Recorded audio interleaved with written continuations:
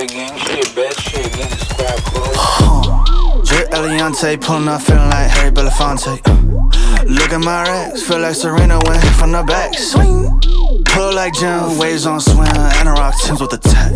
Butterfly doors on the Tesla, I just spent shit on gas. How did you meet Patrick? Yeah, okay, that's a good one. Okay, so when I first moved into the house that I'm living in currently, at the time, my mum was living next door, directly next door, and we were getting along at the time, so it was like nice. I cannot live with my mother, so like next door was cool because it was like I can leave the house. Close, but there are walls between us. Yeah. Doors that lock between us. Yeah, a technical different address. It was amazing. So one Sunday, I went over. It was like Sunday morning. We were like morning drinking some champagne or whatever. And I had just signed up for Tinder, and so had she. And we were doing what we were planning on calling Tinder Sunday, where we just like scroll through and kind of like and swipe. Yeah, just like, oh, look at such and such and whatever. And because this is a small town, like I'm sitting there and I'm getting somebody I know. I'm friends with this person, already hooked up with this person, know this person. Like I swipe like whichever one's yes from my friends because it's funny. But I'm getting just like dud. Just like zero now. And Mom's getting these 10s. She's getting 10 after 10 after 10. And I'm like, what's the set? Like, what have you got your settings to? Because you're getting like banger dudes. You know what the secret is? What? Because she's older. So her dudes are older. Maybe. Older men, sweetheart. I think that's what it is. It could have been. It could have. Like, I had mine set to, I think 55 was the oldest, because I dated a guy that was 50 when I lived in New York, and I loved it. Like, kind of the same as you. Like, I loved, like, that feeling of being, like, with an older guy. But anyways, so, like, she's scrolling and swiping, getting all these, like, 10s and whatever, and I'm just, like, fucking And she comes across this guy, and she's like, oh, I think, like, this guy's, like, your type. I think you'd really like this guy. And she shows me a picture. And I say to her, I'm like, okay, hear me out. Swipe on him, like, yes, right, whichever one it is. But if you match, immediately message him and be like, I'm sitting with my daughter. She thinks that you're cute. Here's her number. Here's her picture, right? So lo and behold, they match. And she does what I said. She's like, da-da-da-da, number, picture. And he texts me, it's Patrick, and cut to a year and a half later, we're engaged, we have a baby, madly in love, actually my soulmate, not that I ever believed in that shit before. Like, the reason that I believe love exists. No. I really thought that I was gonna have to settle. I thought that, like, I didn't think it was working for me. Like, I just couldn't ever. And then the thing too with Tinder, like, I don't know what it is, like, for the listeners that don't know, like, I'm pansexual, so I literally don't care about sex, gender, whatever. I don't care about all that. I'll do it. I'll just do it. Whatever it is, I'll do it. If I like you, no holds barred, dude. Like, it's over. Yeah. Like, if I like you, I like you. I don't care who you are or what you have. But I got to the point where I was like, men specifically, like cis men, are not working for me. So I need to find something else, whether it be female, non-binary, trans male, I need to find something else because the cis male shit's not fucking working for me. Yeah. So I kind of gave up hope, and I didn't have any interest in having kids because I couldn't find the right person. I thought that it was me. I was like, I don't have the patience to be with somebody, so I'm either going to have to settle, which I refuse to do, or I'm going to have to just do kind of like a non-conventional life, which is totally fine for me, whether it be like adoption, IVF, sperm donor, hook up with one of my best friends and just have a baby. Yeah. But just as I kind of settled on that, I met Patrick, and it fucking... Isn't that how that always works? Like, they say, like, oh, the moment you stop looking for the thing you thought you were looking for, that's the moment that it all comes together. I always thought that was bullshit, too. I think all the cliches are bullshit, except for I'm getting hit with all the cliches, like, every day. I'm like, dang. I mean, I do like how a little unconventional that story is. It's like he was ready to like match your mom on Tinder. So that's hilarious. I thought it was funny too. Like, it was kind of in his first text that he sent me too. It was basically like, I should pull it up. Like one day, maybe I'll pull it up. Like the original. Post it on the Instagram account. But it was basically just like, hopefully we can all be mature about this, because I think maybe he was thinking I'd forever be like, he matched with my mom, which like I literally don't care. I know my mom's You're not like me in that sense, where you hold on to every fucking thing as a transgression and a personal attack against you. It's probably just the difference in the relationship I have with mom too. Like, we're very much friends a lot of the time. So I mean, which I think is how it's supposed to be when you grow up. When you're the kid and you have a parent or a parent figure, it's like my grandma who raised me. Like, my grandma and I are like best friends now. You know? Yeah. She'll just call to talk some shit, or I'll call to just check in or whatever, and it's like, not because I have to, but because I want to. Yeah, I think when we age and mature, like, it's a beautiful thing to have. It's not so beautiful when you're 15 and you're that's what I was gonna say. It's like your parent should not be your friend until you are an adult. Yeah. You know, it's like my actual parents were my nemesis for a long time. And, you know, we never became friends because of all of the shit that they decided to do to me when I was a kid. And I'm not going to forget that. Like, how do you forget the stuff that makes you the person who you are, you know? Yeah. So... But fortunately, in my case, like my Aunt Ruth and my grandma, like, they're the only people in my family who I talk to, and I love them dearly, and they're my friends now. Whereas, like, when I was a kid, they were my parent figures, and they were my disciplinarians, and they were doing everything that they were supposed to be doing. Because that's what we need when we're, for like, me kids as a child. running around. Yeah, we need that. We need a certain level of structure, and we need instruction and discipline. Authority. Like, we need all that shit. We do. But I'm super punk rock and fuck authority. Just kidding. Until you're an adult. Yeah, pretty much. Fuck authority within reason. Anarchy sometimes. That's anarchy most times. But that is super cute. I did not know that that's how you guys met. Yeah, it's a pretty good one. Yeah, thanks, Mom. Yeah, thanks, Mom. Thanks for that. I know. She'll love that forever. That's probably one of her favorite stories, too. But really? That's pretty funny. Yeah, it worked out great. It. I like it for you guys. That's why the message to him, to be clear who he actually matched with, whether he liked it or not, had to be fast. Is you? Because, like, God forbid, like, he send a message and be like, hey, like, what's up? You know what I mean? Because then I'd be like, sexy older lady. Moment's gone. Yeah, it all worked out perfectly.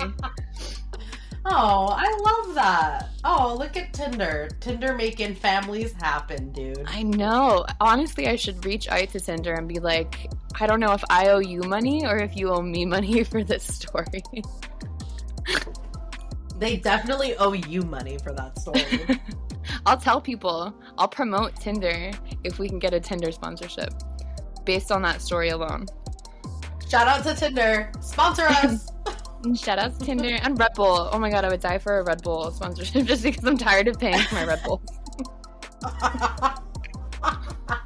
They're expensive. I don't drink Red Bull. I don't drink energy drinks. I always say that the only energy drinks I drink are coffee and tea. Yeah, I mean, I do those too. Yeah, I don't fuck with energy drinks because it's good. One, there's so much sugar in them. So much. Yes. And two, even when you get like the sugar-free version or whatever, it's like all those other chemicals and the aspartame and all that shit. It's like, no thank you.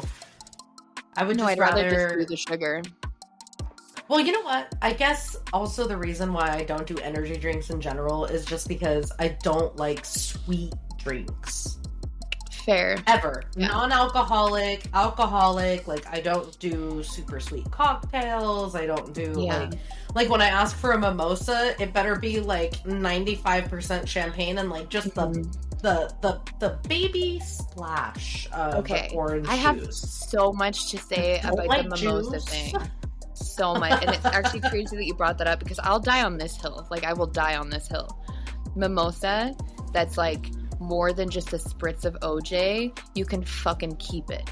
So I'll get the OJ on the side. You don't have to give me a full glass of champagne. Like, I'm not trying to rob you for the fucking $2 extra, whatever it may be in the glass. Yeah. I'll pay extra or just bring me 2 glasses. I don't care. But I don't like, I can't do all that OJ. But the also, ratio, like I said, has to be 95% champagne, 5%, like just like the slightest dribble of orange juice. Just a hint of it. I don't like juice. Yeah. I just don't like sweet drinks.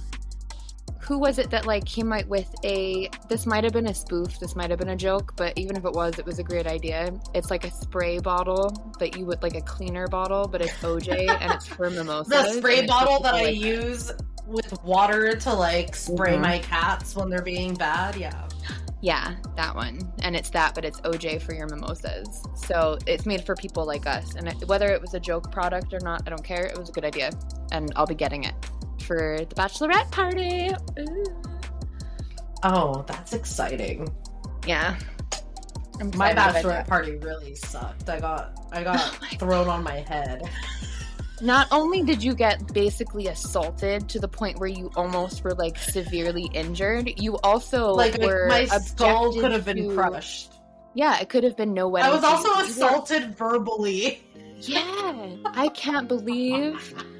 So listeners, right, I'm just going to give you some background to this. Basically, a few years back, John Day was getting married, and it was like, it just felt like it was my duty to throw the most mediocre bachelorette party that I could fashion. So I really wanted to... I didn't even want a bachelorette party, so it's fine that it was mediocre. I was going for Dwight Schrute from The Office when he threw Kelly's birthday party. So I got this little sign printed out that said, "It is your bachelorette." There was like brown balloons, and we did it at like the local Bourbon Street bar in Vegas. Like, not even one of the good ones. No, but actually now that is one of the good ones. That's the good one. Oh, okay. Dang. But anyways, so at the time I was with, who is now my ex, who we do not speak of, and I was like shopping with John Day to get some like last minute decor, and like I was making her veil, so we were doing stuff like that. So I had to coordinate this bachelorette as like a surprise, because I knew that if I told her about it or told her that I wanted to do something, she'd say no. So I just basically had to go, if you know John Day, if you want to do something for her and you know that she doesn't want it, just do it, don't ask her. So I'm like, thank you for actually understanding that. Nobody else fucking understands that. I say, I don't want anything for my birthday. I don't want anything for Christmas. That's not what she means. It's a trap. It's a trap. Wow, I think you might be the only person amongst like a few others who understand that. Yeah. If you say you don't want it, I want it to be the most extra. Like, if you don't literally bust a belt or bra strap trying to throw this together for me, you might as well die. That's what she means when she says basically, that. Wow, thank you so much. You so get me. I get you. I do. So we're running around Vegas trying to get these, like, last minute decor and like whatever other shit. So I'm like texting this guy who I was with, and let's just say he's a little bit more on the useless side, but he did manage to get it together for when we walked in the bar, and I was really impressed. I walked in, I was like, holy shit, this is perfect. But by the time we got there, he was already shit-faced wasted, tries to be cute, picks up John Day to be like, you're getting married, drops her on her fucking head, like on her fucking head. To be fair, like, I'm a big bitch, and I have been a heavier person my whole life, and I remember when he was grabbing me to pick me up, I was like, no, I am a lot heavier than you fucking think I look. So he went low with that, though. Like, he didn't just Dude, go for, he, like, around the waist. He hugged It was the my ass. thighs, like, Yeah, right he above my went knees. low. Like, yeah. It was a And wrestling move that he performed on you. yeah, Like, he, like, suplexed me, and my skull, like, the back of my head hit the ground. oh God, I just remember the feeling of thinking, like, what the fuck? Why would you even do that? But it got worse. That was actually not even, like, the worst part of the night. So we stayed at the bar. No, actually, it wasn't. That happened, and it was kind of nothing in comparison to what did happen. So we're, like, staying there, we're having some drinks, like, Bourbon Street's a bar in Vegas where they have, like, it's kind of like an adult arcade. They have, like, a bunch of games that you can play and win tickets and da-da-da. So we kind of were there for, like, maybe an hour and a half. And we decided to go back to my apartment, which was, like, 3 doors up the street. And we get there and we're having drinks and having a little smoke, having a really good time. And then for whatever reason, I went to go pee.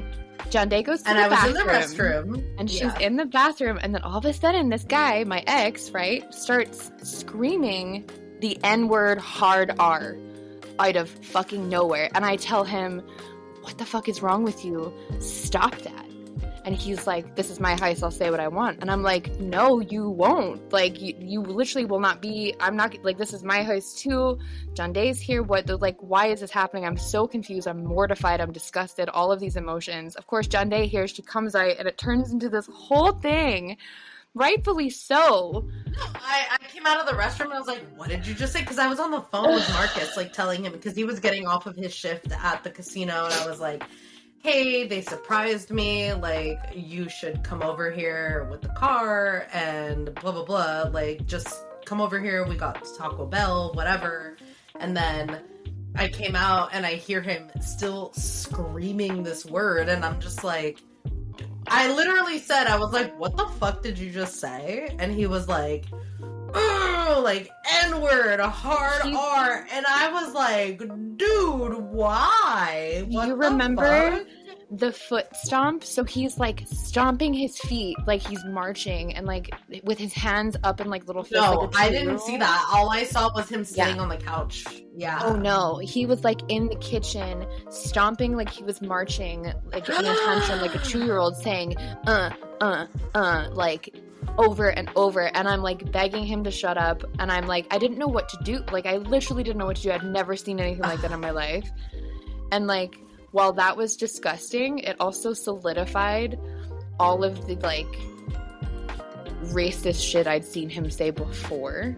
So it was like, while there were some things that were said, so that wasn't like, just like all the racist shit that he said before. It wasn't just like, oh, because you were raised that way. It's in that moment for you, it kind of crystallized like, oh, you are a hateful piece of shit. Yeah, because there would be, like, it wasn't moments, just because you were raised this way. Yeah. So, like, all the things that happened before, like, and also, like, I'm sure listeners, you know this, and probably everybody knows this, when you're in a relationship and you're trying to make it work, you're trying to make it work. So you're almost, like, blind. Like, that's what love is blind means.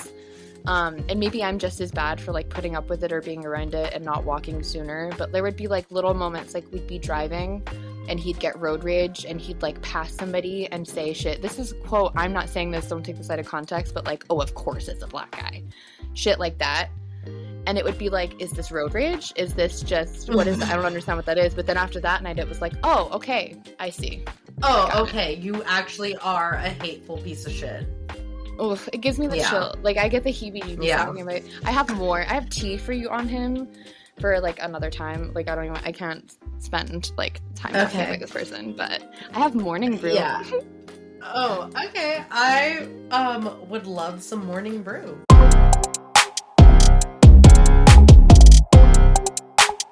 Hey, it's piping hot. It's piping hot brew. Fire cannot burn a dragon, so give it to me. Oh, it's hot. Oh, you know what? I actually had See, you don't get that because you don't watch Game of Thrones, or you haven't watched Game of Thrones. I'm in the midst of a rewatch again right now, and I'm at, like, the middle of season 6, so... I've never seen a single episode. Do you remember when I got married and I literally had the person who married us do the whole like Game of Thrones thing, and you were like, afterward, because you still haven't seen Game of Thrones to this day, afterward you were like, damn, that shit was really intense what that lady was saying. Oh my god. And I was like, yeah, it's the Game of Thrones like wedding ceremony. That's what I got married to, was like the mother, the father, the maid, the maiden, like whatever the fuck. Like, I would have never guessed. you were like, damn, that shit was deep. Where did you come up with that? And I was like, dude, it's from Game of Thrones.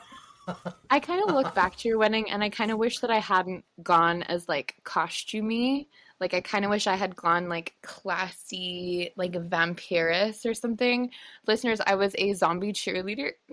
I was a zombie cheerleader. Well, okay, I was so excited. actually tie in to the story we were just telling about my botched bachelorette party. You were supposed to come as the bride of Chucky with your Chucky. Oh, that's right. Oh, yeah, but my Chucky got uninvited. But your Chucky got uninvited. I literally was like, no, after that display. Yeah. And the rage texts that he was sending me after I left your house. Like, I forgot about that. I blocked that out. And I was sitting in the car, like, rage texting back, and Marcus was like, stop. He was like, no, do not send whatever you're gonna send, because you're only gonna make it worse for Taylor. No. She's the one that has to deal with him. Yeah. She's the one that's gonna whatever. And that's the only reason I fucking hit delete and I just did not respond to him.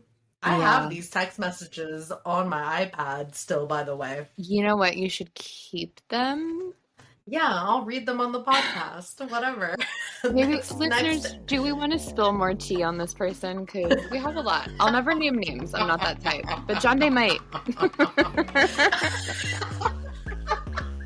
See, that's the friend that I am for everybody. It's like, I'm not going to do it, but John Day will. Right? Yeah, I definitely will. But, yeah, no, he was not welcome anymore. No. I was like, fuck him. Like, you're still coming.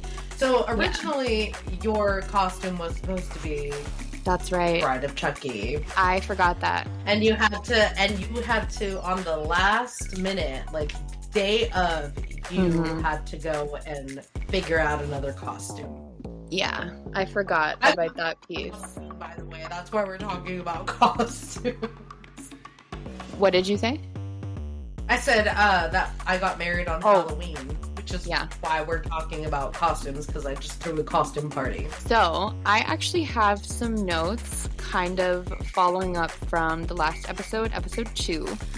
I love that it's episode 3, and this is my second apology that I'm starting off with. I wanted to apologize for the extreme delay.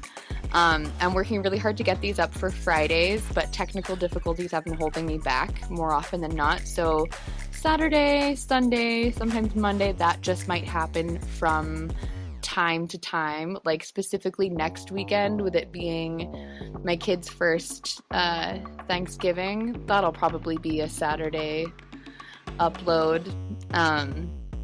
But Friday's still the goal. But this thing, like my MacBook is like older than me, bitch. Like it takes a minute to do anything. Like sometimes it just quits. So I wanted to apologize for that. Don't apologize. Before I did anything. People have hit subscribe, so like whenever they post, it's fine. Yeah. I just don't want to like ruin someone's day if they're like, oh my god, the new Bad Brew episode is coming. You know. And then I also realized after, when I edit, I kind of have to re-listen and, lay backing tracks and kind of clean things up a little bit. I also realized that I was fully trying to make the bubblegum fetish disappearance a thing. And I didn't, I was really, really pushing that this entire community disappeared. And I'm sure that they haven't. I'm sure that They still very much exist. But I'm telling you guys, I'm a detective, and if it's on the internet, I'll find it, and I couldn't find it. So maybe I'm just doubling down. Maybe I'm just saying it again. Maybe I'm not sorry. I'm not sorry. I'm not apologizing for that. I'm doubling down. If you're in the bubblegum fetish community, say something. Signed off. Say something to us. Comment. Comment. Below. Just comment bubblegum, and we'll see you. We see you. Mourning Brew. Here Give we me go. that Mourning Brew. So we have a bit of a mix for today's Mourning Brew. Some are pretty terrible, and tragic, and some are not. My but favorite. Also, Love it when it's tragic with a capital T. Mm-hmm. Yeah. My name is Gerard Way. Mm-hmm. I also didn't screen these like I usually do because I spent a lot more cold time reading these? I'm cold reading these articles. I like it when you cold read some shit. So let's get into it. I kind of do too, because the last time we did this, we had the Elmo situation, and that was incredible. I mean, it wasn't, but it was. I mean, it was, but whatever. So I'm going to start with the first one. I've read all the headlines, I just haven't read the articles. Okay, first one. My skin turned black from horrific reaction to common antidepressant. This is nearly one that I just want to put out there, because whatever it is, if it's a common antidepressant, I feel like 85% of us are on it. So let's see what happens. Mm-hmm. A Louisiana man's attempt to cure his anxiety with a common antidepressant backfired horribly due to a baffling side effect that turned his skin completely black. The fact is, this is what he said. The fact is, the doctors don't know why I'm changing colors. The epidermal calamity. Oh, okay. That's an interesting way to put that. Okay. The epidermal calamity began in January of 2021 after the pest control field inspector, that's the guy, started taking an antidepressant that his doctor prescribed to treat his depression and anxiety. This guy was given, here we go with my pronunciation, fluoxetine, a selective serotonin reuptake inhibitor that's commonly known by its brand name Prozac. Just say Prozac. Medicine is commonly used to treat depression, anxiety, and other mood disorders. And unfortunately, not only did the mood booster fail to remedy his mental health issues, but within several months, the father of two's complexion mysteriously began to darken. By March of 2021, he started turning a grayish blue color, described the exterminator's wife. In other words, the alleged mood booster had literally turned him blue. He ceased taking the medication after only a few weeks as it wasn't helping with his depression, but his pigment affliction continued to snowball over the next few months until his skin became a dark blackish color. Accompanying videos showed his arms and face, which appear dark bronze, as if he had smeared on blackface or had gotten trapped in a tanning bed. Oh my God. Yeah. Wow. This is Prozac, everybody. There's side effects to literally everything. There's always going to be side effects. I'm an idiot. Side effects. But I've never heard of, your pigment changing. Yeah, that's like some Michael Jackson shit. Yeah, well, Michael Jackson had, why can't I remember what it is? I should just say nothing if I can't remember it. There was something that Michael Jackson had that made his skin lighter, though. It was speculated that was because of, plastic surgery, but it, wasn't. But this individual, interestingly, the ailment only affects his face and arms, with the color discrepancy between those parts and his legs looking like night and day. His wife said it's everywhere that the sunlight sees. He wears pants every day for work so his legs aren't affected. Oh, so it must be a reaction with the UV of the sun. Yeah. Oh, yeah. Wow, that's crazy. Stay inside. Again, going outside. Just stay inside. No exercise, no Don't sunshine. go outside. Don't exercise. Stay safe. The complications weren't merely cosmetic. He also suffered from extremely red, irritated eyes and skin sensitivity so severe that he feels like he has a perennial sunburn. I don't know if I pronounced that correctly. A really bad sunburn. Yeah. Mm-hmm. He was initially in denial over his accidental transformation. Well, okay, this article was writing good, and then they threw in transformation. Come on. In denial over his accidental... I have to read it again. I'm not saying it again. But after speaking to several colleagues, he finally accepted that he was turning black. Unfortunately, his malady has left... I don't think I pronounced that correctly either. Unfortunately... No, you did. Okay. Unfortunately, his malady has left the medical world scratching its head. Despite visiting multiple skin specialists near his home, none could diagnose his dermal discoloration. This person really picked up I was going to say thermostat. What is it? Thesaurus. And just had, like, skin and, like, a color change just on lock both ways. He said, first they thought it was photosensitivity, so I'm having a reaction to light, but I've been covering up and I'm still getting darker. He has since been referred to a team of 8 specialists to try and get to the bottom of this. Ahead of his visit on November 21st, the pest specialist, that's his job, sorry, the guy is slated to receive a CT scan and blood work. Unfortunately, due to a lack of insurance, the couple's medical and other doctors' visit-related expenses now total $5,000, prompting them to start a GoFundMe page. Okay, well, that's, well, I feel for you, and while absolutely, like, the GoFundMe thing, like, I really hope you get, that's a $5,000 debt.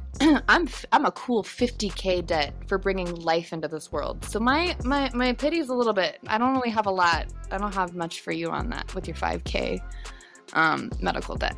$50,000 for bringing Angel, a perfect fucking little angel into this world. You're welcome.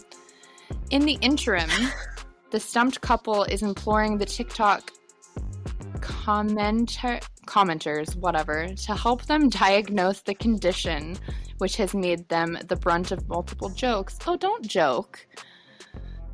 Okay, there's some jokes here that they've included in the article. I'm not going to read them because they're really fucking rude. Yeah, not just that, but like I've said in the past, it's like if you're gonna hate on somebody or joke about somebody, do it for things that they can help. Yeah. Don't do it for things that they can't help. Obviously, this person's pigmentation changing is not a choice that they made. No, and all because, you know, he was trying to get his mind right, get his chemical stuff balanced right. So I'm not gonna read those. Let's see. The wife said, just to close out this article, the wife said, for me and the children, we just worry about his health. We really don't mind the color change as long as he's healthy and okay with it. We support whatever he chooses to do about it. Well, that's crazy. I've never heard anything like that before. Yeah, me either. That's crazy. Yeah. I guess if you guys are on medication, just watch yourself. You know your body better than any doctor, any parent, any person will ever know. So if you notice something weird going on, you know, if your body isn't liking something you're putting into it, then stop it. Okay, yeah. I have your second article. Okay. This one, I would beat a bitch. I'm tied to this double time because I have a kid and I do nails. So like I saw this headline and I was kind of like, okay, you're gonna make me mad on a few things. Traumatized toddler hospitalized after nursery worker squirts nail glue in his bitch. You bitch. Oh, a 1-year-old boy in the UK had to be hospitalized after a nursery care worker accidentally. Oh, sure, yeah, it's accidentally, allegedly. Accidentally splashed cosmetic glue in his eye while fixing her nails. The mum said, I'm angry and upset. I put all my trust in them and then this happens. The mum's 18, told... Wow. I don't know why. I didn't need to include that. It doesn't matter her age. But the freak accident occurred September 23rd in the UK, where her son had been going 3 days a week since he was 3 months old while she went to school. Oh, just a little baby. I didn't know that there was daycares for 3-month-olds. I don't know if I can do it yet. Wednesday's almost 6 months. She's 6 months on Sunday. And I Just mean, move back here and I will take care of her. Like, oh no, I don't. Okay, like, I'm not trying to shit on like daycare workers or anything at all like that. They're but not all like, doing this, but yeah. No, of course not. But it's like, that was definitely like a fear I always had when I thought that I would have kids one day. And it's like, from my own like personal experience, like, you can't even trust family members to properly care for your child. It's like, why would I in any sense allow somebody I don't know at all to care for a child that I birthed into the world? Like, I can't. 10 other kids too. Like, daycares have like a lot of other, not even 10, like 20 other kids. Yeah. So when Wednesday's like maybe like 5, like, you know, I'm ready then for her to like go and socialize and learn school and learn, like, okay. But like this boy he'd been going there since he was 3 months, it said. Yeah, but see, it's like little. You said the mother was 18, so it's like, obviously she's either in school or working or she's both. In school. Yeah, and it's just like, you have to rely on other caretakers, you know, and you're paying for that service, and it's just like so unfortunate that the nurseries over there, so everything's different over in the UK. It's like the medical thing that we deal with here, not a thing. The school thing that we deal with here, not a thing. Like, I almost feel like you can't truthfully be homeless there because there's so many immediate access benefits for people that are when you're struggling, no matter the situation, no matter what it is. Like, you can you know what I mean? Things might be different now. Like, please don't quote me on that. And if you're going through it in the UK and you're not getting support from the government, like, I'm on your side. I'm always going to be on your side for that. But from what I remember when I lived there, but 6 years ago, it was very much not like it is here. When you're homeless in the States, you're fucking homeless. Like, you have nothing. Yeah. It's not quite the same. There are no programs to like help you. Yeah. And they, you know, and again, it just, I think it depends on where you're, like, exactly where you're from as well. But like the nursery, you know, good. What I'm saying is, like, good for her for going to school, because she could very easily not be going to school and stay at home and get money to watch the kid from the government. Yeah. So the fact that but clearly this is somebody who like actually is being proactive and trying to like get better, be better for her child. And then going through this, and then like your trust for them is going to be so dying. So should I finish this article? Yeah, I will, because I kind of want to see what the nursery worker had to say. So the furious parent said that she learned of the sticky situation. Are you kidding me? I'm going to call this site. These are from New York Post. So whoever's writing these, like, with the subtle jokery, stop it. Not cute. So, no. It's not a good look. No. The furious parent said that she learned about this after the daycare's staff called her at college, where she's studying public service, to inform her that the boy had glue in his eye. Initially, she thought it was PVA glue, which is like Elmer's. You know, that you use for crafts, which is not a big deal. It's milk. It's not. Yeah, it's non-toxic. Yeah. But that's what she thought they were talking about, because they kind of downplayed it on the phone by the signs of it. They were like, oh, he's got glue in his eye. Of course. So she gets to the hospital where the boy is, and she learns that it was actually nail glue that people employ to get their acrylic. Who wrote this? Listen to this sentence. I'm so triggered right now. Continue. There's pictures. Poor baby. And that was just the tip of the iceberg. Okay.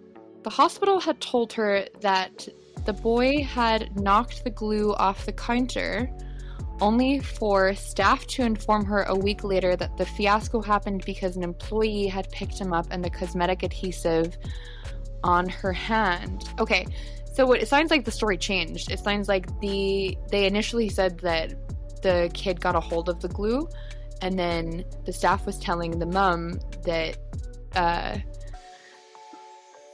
the employee picked the boy up with it on her hand, which, and I'm gonna call that out as bullshit. Nail glue dries really fast and it dries really hard.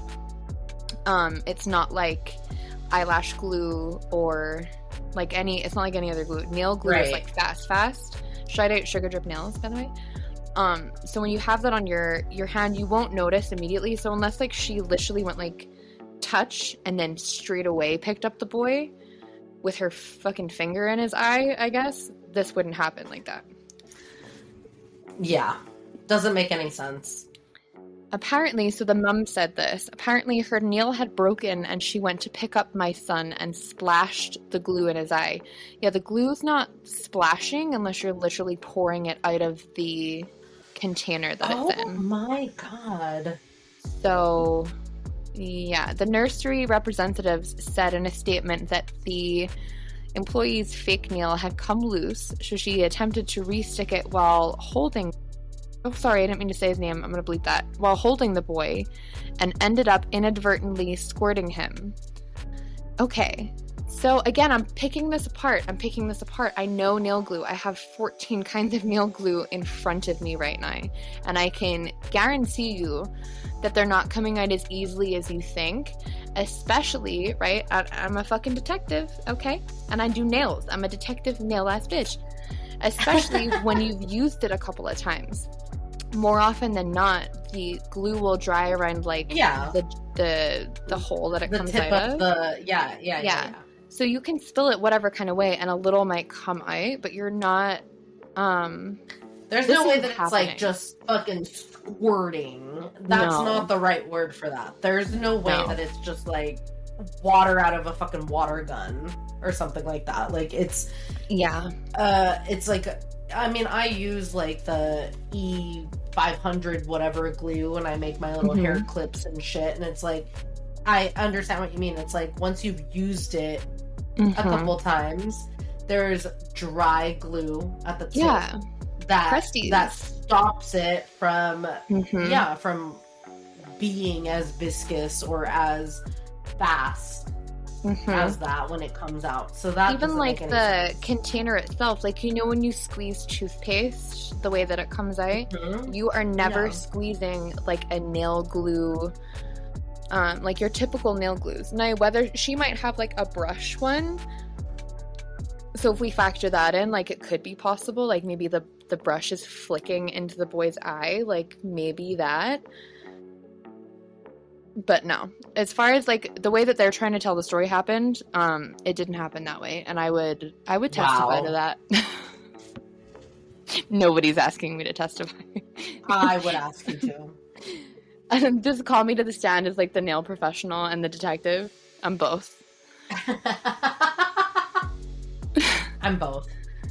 Thankfully, it appeared that the injury was only superficial. The mum said, luckily, he had an instant reaction to close his eye, so it didn't actually get all the way in. She also added that her son's sight, fortunately, won't be affected by the accident. So, and I'm looking at a little picture of him here, which even if you guys could see my screen, I wouldn't share this. I'm not about sharing kids' pictures. And there's a lot of redness happening beneath the eye. It almost looks like, I can see on his eyelashes, like kind of the crusted glue, but it looks like something else happened. And I feel like if this boy could talk, like, this story would be different. That's speculation, cut that, like, allegedly. But, yeah, something isn't, yeah, we're not hearing the full story on that one, and I would stake all of my nail glue on it. At the very least, all of your nail glue. At the very least. Okay, here's another one kind of like on the same film, kind of on the same theme. I was blinded in one eye after using hair dye. All-time fear. Big fear. Big fear.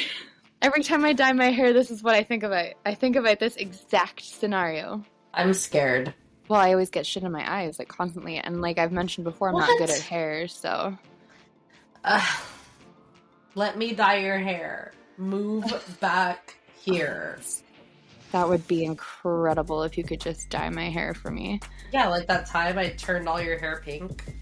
And it was the perfect shade. It was like, I didn't want pink hair, right? I didn't want bubblegum pink. I didn't want, like, I wanted a very subtle, like, candy floss. Like a rose gold, kind of. Yeah, it was like, it was almost like when you dye it bubblegum pink and it's like 6 months old and it's just like that soft baby kind of pink. And it was perfect. It was beautiful. You did so good. Yeah, just come back. I'll do it. So you won't get anything in your eyes, I promise. Touch wood, don't say that. Oh my god, you put it out there. It's gonna happen. She was attempting to dye her hair dark brown with a friend using an at-home hair dye with a metal tube that has to be pierced to squeeze the dye out. Okay, so you know when you get the at-home dye kits and you have like it looks like a mustard bottle or mayo bottle, and then you have like the toothpaste looking thing, and you open the cap and flip it and you can pierce the top of that with so it sounds like they pierced it and it shot into her eye. Yeah. All right, so just make sure I always point that sucker away from my face when I do that. Good to know. These girls, I was going to say these girls were drinking, but she was only 13. Okay, so the tube didn't open properly, so she tried to squeeze the product out of the tube. The pressure that she applied caused it to explode in her face, shooting dye into her left eye, covering it in chemical paste and burning off the side. Excuse me. I got like too into this. Burning off the surface of her eyeball. Bitch, what?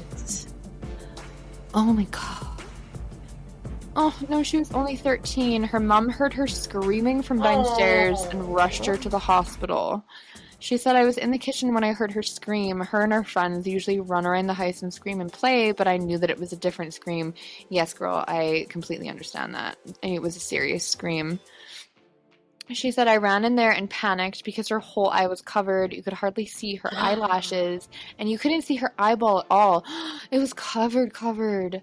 Oh my god. The mom put her in the shower and tried to rinse out the dye, but she was in so much pain she didn't want anyone touching her. I understand that.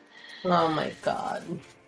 Oh, it was probably on her eye for a good 15 to 20 minutes, penetrating her eye before we could actually get it rinsed out. Immediately, she could not see anything, and she kept saying how bad it hurt. Oh, you know what? Like, I'm really feeling for this mom because she will, like, forever be like, if I had it, and, like, oh my god, Wednesday is never fucking dyeing her hair. I cry when I put eye drops in my eye, which are designed to go in my eye. Like, I can't even imagine hair dye. Yeah. Wow. I mean, have you ever got toothpaste in your eye? No. I did for the first time maybe like a month and a half ago. And honestly, like, not to minimize this girl's problems, but I may as well have got hair dye in my eye. I freaked out. I thought that, like, it was over for that eye. Like, I'm in the shower. I'm, like, sitting down. I'm like, this is it. Like, I'm never going to see my kid through that eye. Like, it hurt so fucking bad. And that's just toothpaste. I mean, toothpaste is, you know, a chemical. Like, it's got shit in it. Like, it's minty fluoride too, so it's fluoride and mint. So I could see how that would probably feel way worse than it actually was. But yeah, it sucked. But that would, I can only imagine that, because, like, the smell, I feel like the smell of hair dye burns my eyes, you know? Just the smell. Yeah, you know, you're right. Just it being open, the hair dye, it burns your eyes just by being near it. So it's like bleach, you know? It's like so I made cleaning Mourning Brew's headlines. I drove, actually, you know what? I want to be careful with the jokes, because I feel like every time I do this, I make a joke, and then 10 minutes later when I'm actually reading the article, I'm like, this is the most unfunny, serious shit I've ever read before. So I'm going to retract my joke, just in case. But it won't make any sense if I say it after, so I'm gonna surrender the possibility of this dumb joke and just call it what it is. I drove my car into a lake right after my driver's test. Like full Michael Scott. A UK teen is being mocked mercilessly online. Okay, let's all relax. After plunging her car into a river right after nearly acing her driver's test. Okay, so a bit of a misleading headline. Because she didn't actually ace or pass the test. She nearly did. Just, let's see here. She said, just because you've passed your driving test well, it doesn't mean you're an amazing driver. Yeah, I mean, that's very true. I mean, yeah. She said that she had been over the moon to take her Volkswagen Polo for a spin after passing her driving test 2 months ago with only one minor fault per the clip. Okay, whoever wrote this, I'm irritated with you, because did she pass it? Did she not pass it? What are we talking about here? After visiting a fireworks show with her boyfriend, the teen drove home during dark and rainy weather. Disaster struck after she lost control of the car while going around a sharp curve and ended up in the water, in the river. That's terrifying. Oh my god. Yeah. We launched over the riverbank. All I remembered seeing at this point was trees in front of us, the petrified driver described. We then landed in water. I was so shocked and scared I didn't even realize it until my boyfriend shouted that the car was in the water. It's scary. I mean, her and her boyfriend are fine. Yeah, it looks like just a video of it is going viral. So, she said terrifying. She said she's ultimately grateful just to be alive. We were both so unbelievably lucky to have just come out of this accident as we did. Every other possibility of what could have happened would have resulted in us being dead. Yeah, I mean, that's a good thing to take away from this. Like, you can't not take it seriously. I'm terrified of driving. It's like one of my biggest fears. I can't even. Oof. I didn't have a license to drive until after I had a bachelor's degree. So I was a late bloomer when it comes to driving, and now I drive for work all day, every day. And I love it. I love driving. Mm-hmm. I don't love the other drivers around me when I'm driving.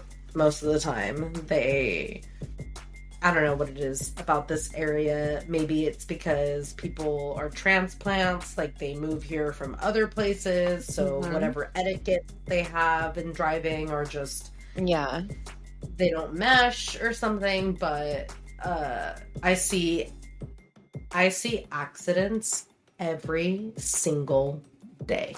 That scares me. I don't want to be in an accident. Sometimes every day. Ooh, on the same road. Yeah, no, it's crazy. It's like, in fact, the other night when I had just dropped off my last delivery and I was heading back to the store, and I was just like listening to music, whatever, like, fuck it, I'm on my way back to the store, and like I see it's dark out already at this point, and I see that there's a man standing between the cars, and he's like talking to a driver in another car, and then the light's changing, and like we can't move because this man is standing in the road, and like, so I'm like really watching, and he gets back in his car, which is in front of the car that he was talking to somebody in, and then I see him drive over to the side and pull over, and the guy in the truck that he was talking to was not in the turn lane where I was. But as soon as the light for the turn went green, he tried to like hit and run, basically. This guy, like he turned when he was not in the turn lane to try to get away, and then I was like, I'm just sitting there like with popcorn. Yeah, that's not real. Like, I'm just like, oh shit! Like, I'm watching this guy like attempt a hit and run, and then he was driving, and I'm driving, and then that same car that was hit by him, I see them fucking just speed up and like come over, and they oh my god, are, like, they get behind him, and they're like flashing their brights, and it's just like, dude, clearly you don't want to pull over because you're either not insured or you're not licensed. So to like some drive. type of like fender bender, like kind of low key, the not back a of big that deal guy's car was- accident. Yeah. And then he was like, "Nope, yeah, I'll be right there with Trying the to get away. insured." Bye. Yeah. Okay. I mean, go guy in the. Oh, I don't know why I'm like team guy in the truck. I just love like an underdog. Like I don't know why I'm on his side. I'm like an empath. Like I'm a people pleaser. Like I told you, like I feel bad for the guy in the truck when he's literally the one that's doing the wrong thing. So. Yeah. No, not a good look. Sorry to the other guy. I didn't mean to not be on your side when clearly you're in the right. No, and then like I had to make my turn to get back to the store, and I couldn't finish watching the reality television that was going on in front of me. You should have followed them. Honestly, you were a witness to the whole thing. I know, and I actually kind of feel bad about that because it's like I totally watched this guy attempt to hit and run, you know, and I felt bad. I wonder what happened with that. At the same time, not my problem. Yeah, that's true. I mean, especially if you're busy working, like you have your life too, you know. To go back to the store, I had shit to do. Yeah, absolutely. I fell 33 feet while snapping a selfie. The hospital left me laying in my feces and blood.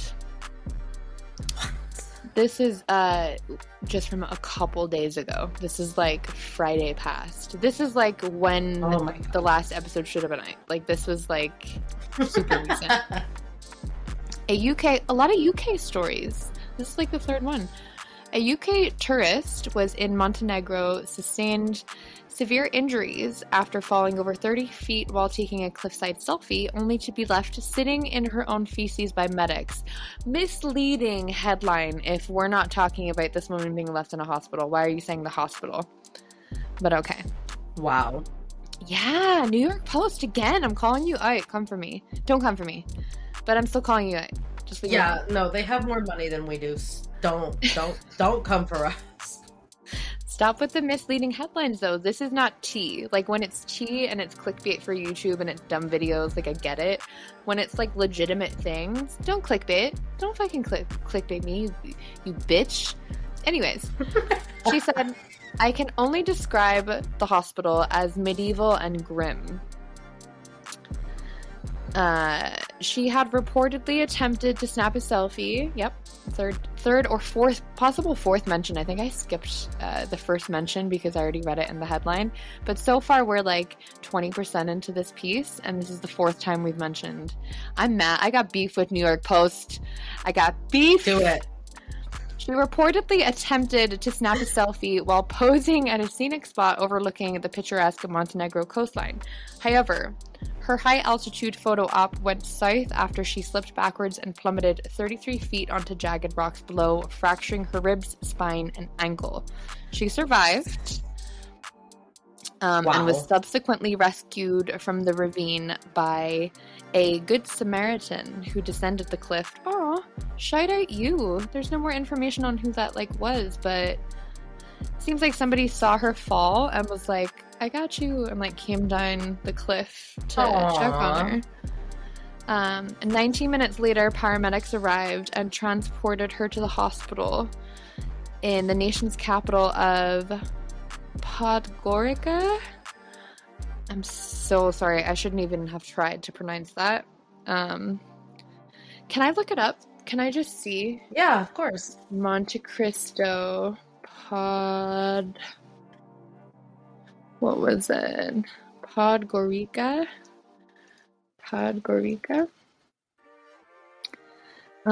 She was on the coastline, so I kind of just want to look up on a map and see kind of how far away, how long this could have been.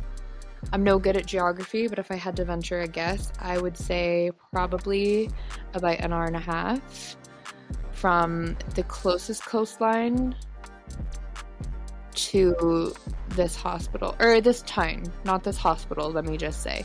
I'm just trying to get context to this, because I feel like I already have an opinion of this, and I'm hoping that I'm wrong. Anyways, So 19 minutes later, about an hour and a half, paramedics arrived, transported victim to hospital, nation's capital of Podgorica. I did it to myself again. Unfortunately, this is quote-unquote New York Post. I'm not speaking as if these are my words anymore because I don't trust them. Unfortunately, her hospital stay proved as hellacious as the fall itself. She said, I could not move my body, yet they refused to treat me, to wash me. I was scared to ask for help. She claims she was left sitting in her blood and feces for a week. What? I would call out for water, and they just pretended to not hear me or understand me. Oh, I had to get someone God. to smuggle the water in for me. Okay, can I just say here while I have the chance, like even before I continue, right? Obviously that's terrible if your nurses are leaving you unwashed and uncared for and everything, but kind of from the jump, the language that I'm seeing from this person is very much, again, it's like misleading, or maybe it's not misleading, it's just like lacking context. So she's telling us that she's smuggling water in. Yeah. Let me just interject really quickly here. My aunt, who I was talking about earlier, my Aunt Ruth, she is an X-ray technician, and when I was in high school, she was a mobile X-ray technician. So it's like for places, she specialized in geriatrics, so like older people in hospices and stuff like that. And there were times when I'd skip school or I didn't have school or something, and she would take me to work with her. And I definitely saw people being left in their own feces and in their own urine and stuff like that, to the point where like my aunt would tell off the nursing staff, because it's like if she's coming to take an x-ray mobily, that means that whatever facility these people are in don't have the x-ray tech to do that there themselves. So she would refuse. She would come in because she was told, this is your next stop, this is the patient, blah blah blah, and then she would tell off the nursing staff sometimes at certain places and be like, I will not be taking the x-ray of this patient until you clean them up. Yeah. Until they are no longer sitting in their feces. Yeah. I refuse. I will not do this until this person is washed and cleaned up.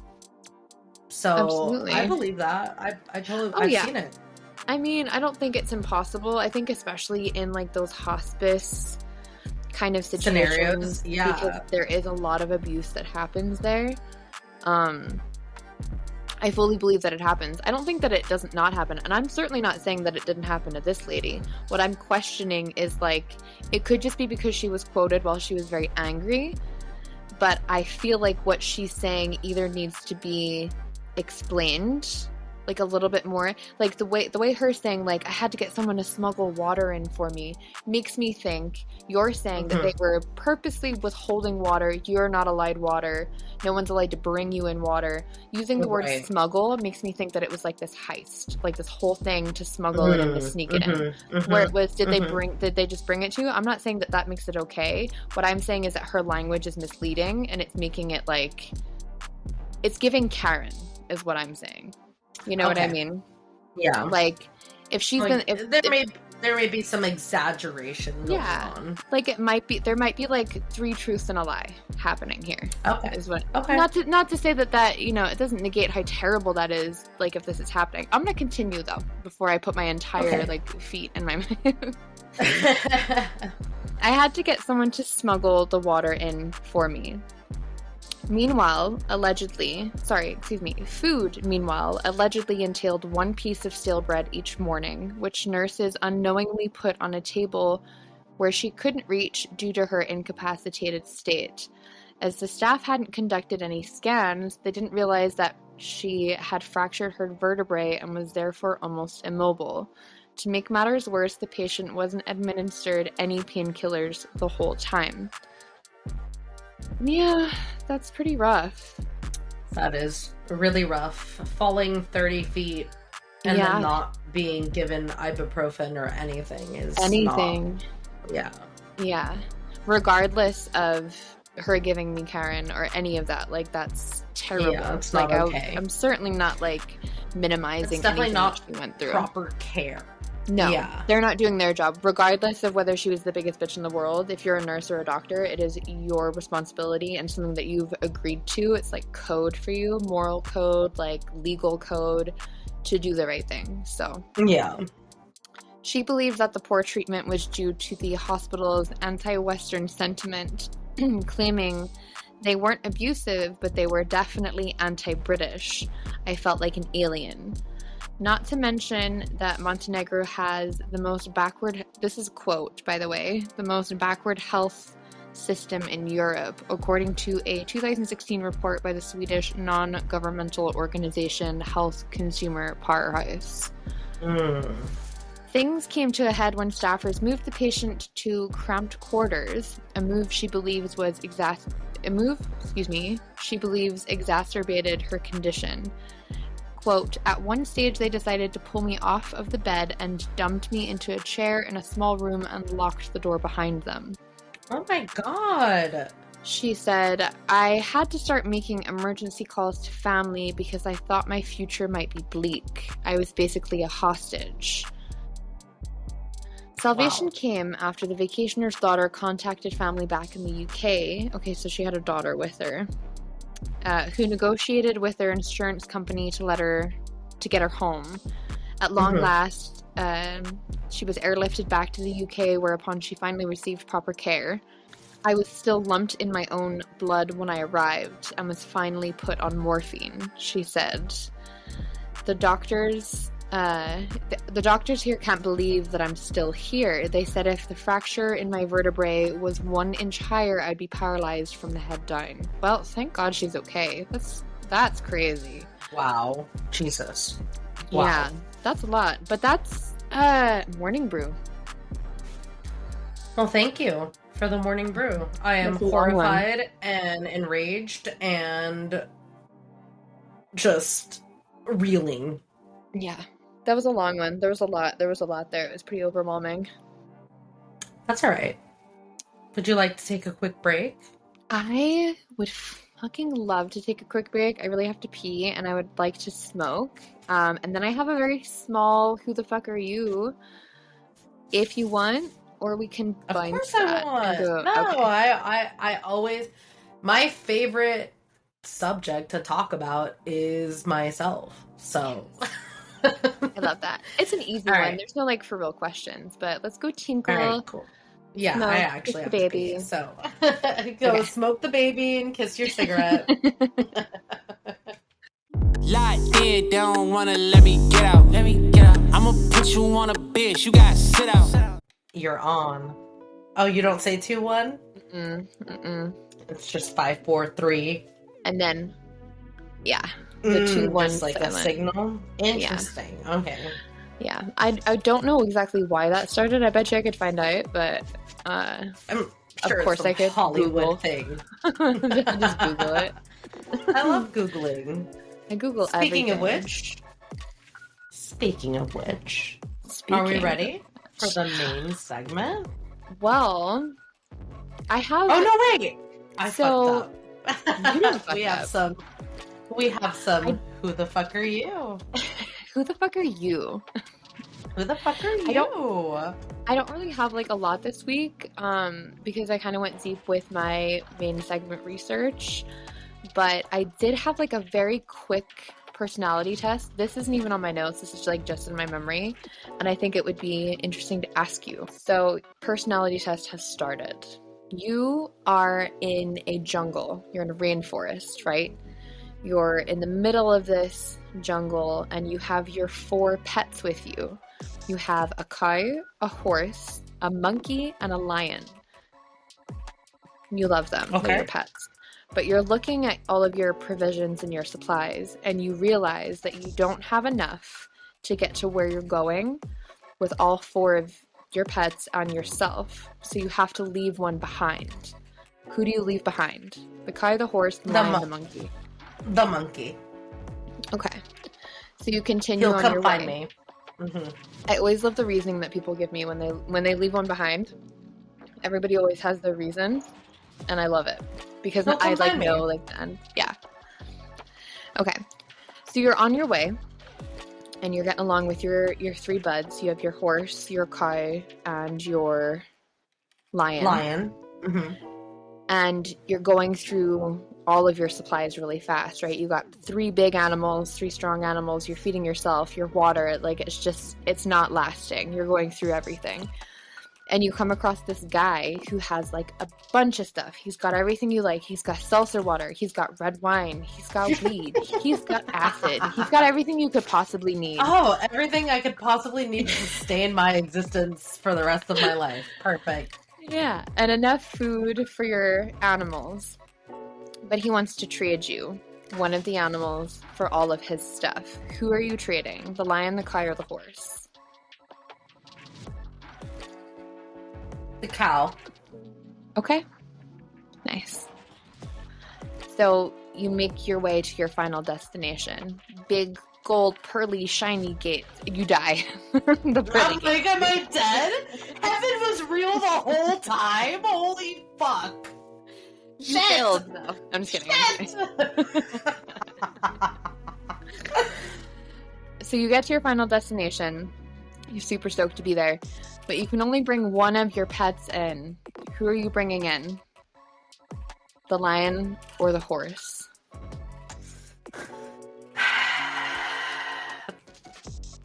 That's really tough. Can I just tell you? So I'm not going to tell you who's who, but your final 2, one of them is mine and one of them is Patrick's. I'm not going to tell you who's who. Okay, so it's like part of me wants to say I would bring the horse because a horse is useful in the sense of like I can ride the horse, I can hitch a wagon to the horse, like a horse is useful.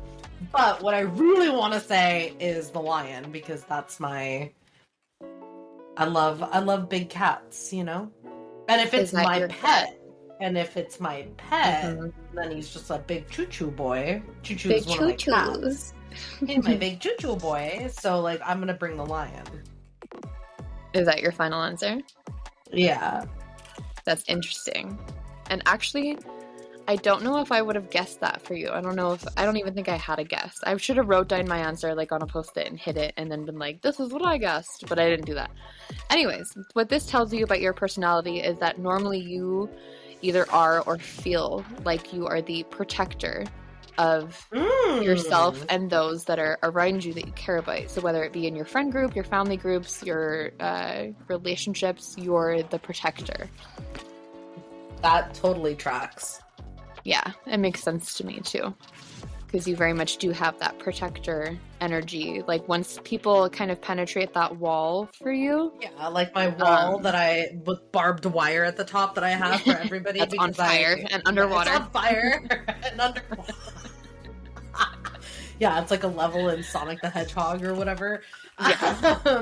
It's on fire, underwater. Yeah, laced with bombs and poison and barbed wire. It's also just a really wall. mean wall. Like it just knows your like biggest insecurity. It just has like an angry face on it. Yeah, offensive wall. Once that wall comes down and I let people into my circle, yes, 100%. So that makes sense. That tracks. You're the protector. Yeah, it's like do not fuck with me. And do not fuck with the people I care about because it will be bad. Yeah. So I can tell you what the other animals mean to kind of show you what you let go first and things that are possibly important to you. Really, the only thing that matters is like your final animal, but I kind of believe that maybe subconsciously, like this is what we're doing. So for context too, my final answer was the horse. The horse represents extreme loyalty because the horse is a very loyal animal. It's a steed. It's someone that's by your side. So if you bring that with you to the end, you're most likely very loyal as well. Patrick's just also was the lion, which was pretty cool. He's the protector. My mother took the monkey to the end. Now, the monkey represents a friend or a relationship. So someone who might keep the monkey until the end, relationships are very important to them. Interesting. So you having gotten rid of the monkey to begin with shows that, in my opinion, shows that you're quick to drop. Like, bitch, the wall can go back up just as fast. And that is an actual fact. Like I said, it's like when that wall does come down and I do let people in, it's like, you better not warm and cross me. cushy. Yeah, it's a great place to be, like, but you'll get kicked out pretty fast. Oh, yeah, absolutely. It's like there have been people in my life that I would have called best friend at the times that I had known them. And then the moment that I feel betrayed, crossed, just done dirty in any way, that's over. Bye. It's good. I think that's a beautiful trait to have because I'm the opposite. Thank you. I'll drag myself out. I'll stretch myself thin trying to make it work. I'm trying to get better with that. So my mother-in-law, right? This is Patrick's mom. She took the cow to the end, right? And the cow represents somebody who has a prominent thing, like an importance surrounding money. So the cow, Interesting. cash cow, it could be a frugal thing because you can sell, the milk, the cheese, the butter. It's a cash cow. It's a money thing. So the fact that was your second one to get rid of, which I think we were basically on track until the end. I think I might have got rid of the lion first, actually. I'm not protecting anybody. I'm not even protecting myself. Like, I'm a goat that's just like, You're a sacrificial lamb. But the cow represents someone who puts kind of money is very important to them if they take that to the end. Wow. Yeah. See, like, money is only important to me insofar as, like, I need it to survive. Yeah. But it's not so important to me when it comes to things like protection and like, I'm enough to protect myself. I am the lion. Yeah. I mean, money is a fragile thing to me. Like, as much as it's like important to play the game. I grew up poor. I've always thought of money in the sense of, like, it comes and it goes. It comes and it goes. It comes and it'll come again because I work. It comes and it goes. Like, it has never been, like, I'm not a greedy person. Like, I'm not somebody who's like, oh, like, let me, like, in my dabbles in witchcraft, even just that, it's like, I don't light green votive candles. Like, I'm not trying to bring money in any way like that, or because I've always just felt like you were saying a couple episodes ago, it's like winning the Powerball or something. It's like, even if I did that, like, even if I did win, like, a large sum of money like that, I would first pay off all my student loan debt, and then I would buy a house that I could comfortably live in, and then the rest of it would go to my friends, my family. Like, it would just go. I would donate it all. I would, like, invest in whatever infrastructure or, like, whatever you want to say about that. It's just like, I don't really care about money. And maybe it's because I grew up poor, but it's like, it doesn't matter to me so much. It's like, if I'm fed and the people around me are fed and we all have a glass of wine, that's all I need. Yeah. That's like an amazing trait to have, like an amazing viewpoint. Because I stress about money on the regular, even though I have an understanding that the universe doesn't require a currency Like, Mhm. how much money you have in your bank account is not the deciphering factor of who No, you are I'm or still where a you're person. going. Any Yeah. of that. Like, still a truthfully, person. I Yeah. agree money doesn't matter.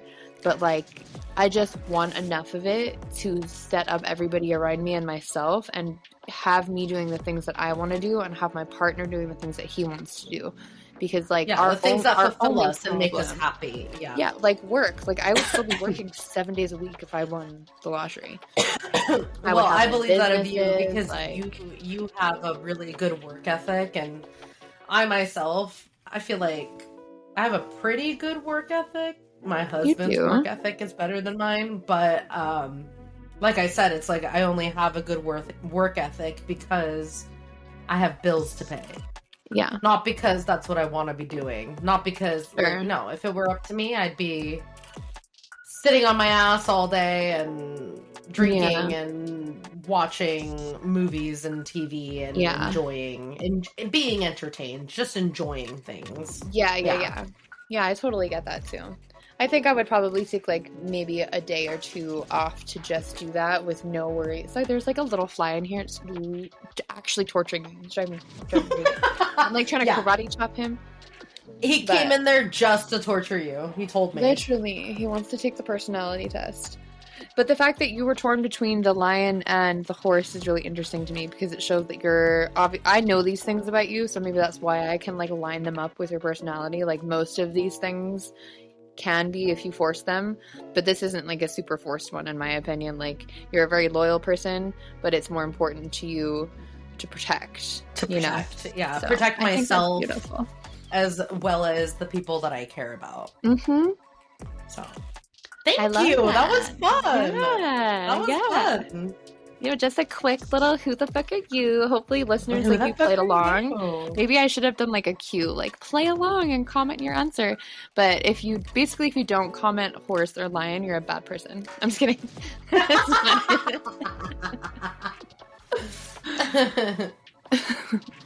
That was cool. Thank you. Yeah. There he is. Oh my god, I think I got him. I did not. He's a fat little boy too, so it should be like easy to. Is it like a fruit fly or like a regular fly? It's a fruit fly. Yeah. I hate those. Yeah, you can make a really easy trap for them. Okay, tell me what it is because no, it isn't. The warm water and soap. Okay, I have done every DIY concoction that I have found to try and catch them because we had a problem like a second ago, like last week of these little fruit flies in the kitchen. So much so that we started putting our bananas in the fridge. Like it's crazy if I have to put bananas in the fridge. I got him, by the way. God, nice. Fuck him. Fuck that little fruit fly. Fucking kill him. But like, there was a period of time where I had, so we had fruit flies really bad. All of a sudden, out of nowhere, we were like, what the fuck, dude? What the fuck? We were just like, why? Blah, blah, blah. And like, I made all these traps, trapped a bunch of them, blah, blah, blah. Lo and behold, I had left some avocados to ripen inside of a little plastic, like, witch's cauldron that I had. Yeah. And rotting avocados don't produce a scent. No. So I had no idea that there were rotting avocados. Like I just, out of sight, out of mind, like I left them in there to ripen and I forgot about them. And then all of a sudden we just have all these fucking fruit flies and I'm like, what the fuck? Where are these fucking coming from? Why is this happening? Until finally one day when I was doing like a thorough cleaning of my kitchen, I realized. Yeah. Like, not only were the fruit flies attracted to the things, to the fucking moldy avocados in there, but there were like maggots and shit. I had to throw the whole cauldron away. It was a plastic fucking cauldron from like the 99-cent store, like whatever. 99-cent store, shout out to their fucking Halloween selection. Always. They have some good shit. Anyway. We went there when we were shopping for your wedding. Yeah, we did. Because I still have a lot of those decorations. I still have Mikey. He still comes by Good. every single year. He goes right, like in this pot by my front door. He's there every single time. And every time I look at him, I think of you. And every time I look Thank at him you. and I'm with somebody else, I tell the story, even if they've heard it I before. love that. I'm like, my best friend Even Jay if they've had heard this it wedding. before. I love that so much because like the only one that I still have is Pinhead. Yes. Okay.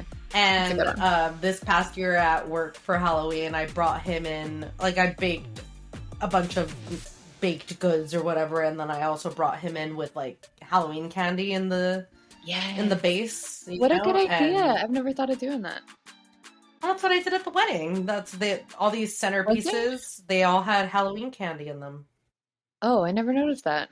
I was too busy dancing. Yeah, I was too busy being stupid. I didn't even drink that much at your wedding. When I think back to it, like, and that was like kind of coming up to like my worst days with drinking specifically. I didn't drink that much at your wedding because I was having such a good time dancing. And then even anything that I did drink, sobered out of me as soon as I was like standing outside for 45 minutes waiting for my racist yeah. at the time. But Your you're racist beautiful. Your racist boyfriend who was uninvited to my wedding. Yeah, that guy. Literally. But your beautiful family refused to leave me alone, and I kept telling them, like, I'm sorry you guys, it's taking so long, like, you can just go, like, I'm fine for real, like, I'm good, like, I'm not scared of being by myself right here, like, it's fine. And they just refused to leave. Like, your auntie was like, no, like, we're staying here. And we just like, yeah, my Tia Ruth was like not gonna let you be alone. I know. She's that like awesome really that. like I felt like part of your family that day. Like, it was beautiful. You are part of my fucking family. You are. I'm the fucking godmother to your child. I know. I really hope nothing ever happens to you, but in the event that it does. Yeah. Well, we've talked about that numerous times. Like, obviously nothing's gonna and a good one. Nothing's gonna happen to you. It's a really good one too. She's a good one. Yeah. You'd enjoy her. Yeah, she's great. I think she's great. That video you sent me of her like laughing in your mom's lap. Oh, I was like, when I opened it when I was at work, I was like standing next to one of my managers, and I was like, "Look at my goddaughter!" Like, I'm so proud of her. Like, I love her. Yeah, she only exists because of me. Yeah. My grandma reminds me that all the time. That Wednesday picked me, and that we've been together many times before. She says that she has come to visit you many times before you had her. She picked you, like, yeah. And I love thinking, like, I love looking at her and thinking, like, whoa, she picked me. That's fucking cool, because my Tia Ruth a long time ago told me like this theory that exists apparently where past lives, right, are a thing in this theory, and it's like. So my aunt was basically telling me, like, I'm your aunt now in this period of time, but maybe I was your daughter, or maybe I was your mom, or maybe I was this to you, your best friend, in a past life. And that's why in this life, like, we find each other. Yeah. And I'm your aunt now this time, but maybe I was your sister or your mom or your grandma or your whatever in the past life. And that's why we're related now and we connect, where it's like, if that theory is true, then that means that my parents were definitely my enemies in my past life. They were definitely not my fucking friends before. And that's why my relationship with them is so, like, strained in this life. Yeah. Yeah. But the concept of just, like, how I think it's interesting. Yeah, me too. The concept of just, like, how souls are recycled. Yeah. And, like, because you can't destroy or create energy. That's a scientific fact. Like, you can't create or destroy energy. The energy that's inside of me, this body will one day perish. Yes. This organic matter will one day return to the earth. But the energy that is inside of me, the energy that I expend in the world, like, that's forever.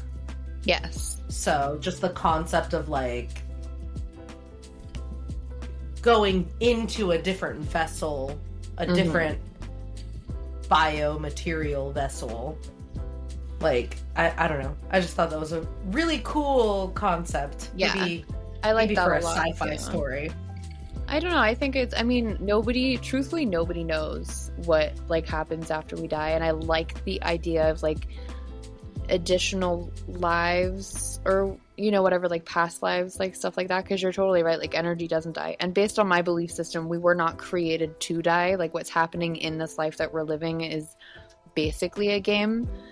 It's basically a competition, and literally none of it like, I don't want to say it doesn't matter, because it does matter, but like, yeah, like these flesh suits, like, are they what we have in the afterlife or whatever comes next? I have no idea. I wouldn't be surprised if it wasn't, because there's so many fucking malfunctions, it seems like. But I think the like coming back as somebody else, or even like reincarnation theory, like, I find that all fascinating, and I think there's almost like little slivers of truth in like everything, but you know, I like that. Yeah, I don't believe in God, but I believe in shit like that. yeah, I just believe in the power of being human. yeah. And I think that we're a lot more powerful than people give us credit for. Yeah, I mean, and that ties up with my beliefs too. Like, we were not put into life to be born, pay taxes and die, like the trope. Like, that's not what pay taxes, get a job, like, suffer and die. Right? No, it's like, it wasn't for that. Like, it has very much become that, and it will be that until the end of days, whatever those might be. Well, but that's not what we were for. I've heard the sentiment, like, we are the universe experiencing itself. Yeah. You know, like, every chemical, every compound, everything about our chemical makeup is, like, those elements existed at the Big Bang. Yeah. So it's like the moment of conception of the universe, those elements that make us who we are, literally who we are today, those existed then, you know? And it's like, now we are just the universe experiencing itself. Yeah. And I think that that's really poetic and beautiful. Yeah. I think that lines up again with what I believe to a certain extent, for sure. I do also, like, on the other side, believe that it takes more faith to believe in everything happening by scientific chance than it does to believe that there's a creator, whoever that creator may be. But like, because if you break down, like, the Big Bang and creation and all of that, all of these little teeny tiny pings, like, all these little grains of sand had to line up at the exact same time on the exact same day in the exact same moment and be into the exact same, they're all watching the same TV show by chance, like, they're all just here. That takes more of a faith to me to believe in than that someone was like, I'm creating you. But again, I'm on the side of abortion, and I love the gays, so I'm not one of those. Like, I'm not over here. I also love abortion, and I love gays. No, I'm just kidding. Yeah. I don't love abortion, but no, I get that. I don't know if you've ever watched The Cosmos with Neil deGrasse Tyson. Yes, I've, like, read a lot of his stuff too. Yeah, he's amazing, and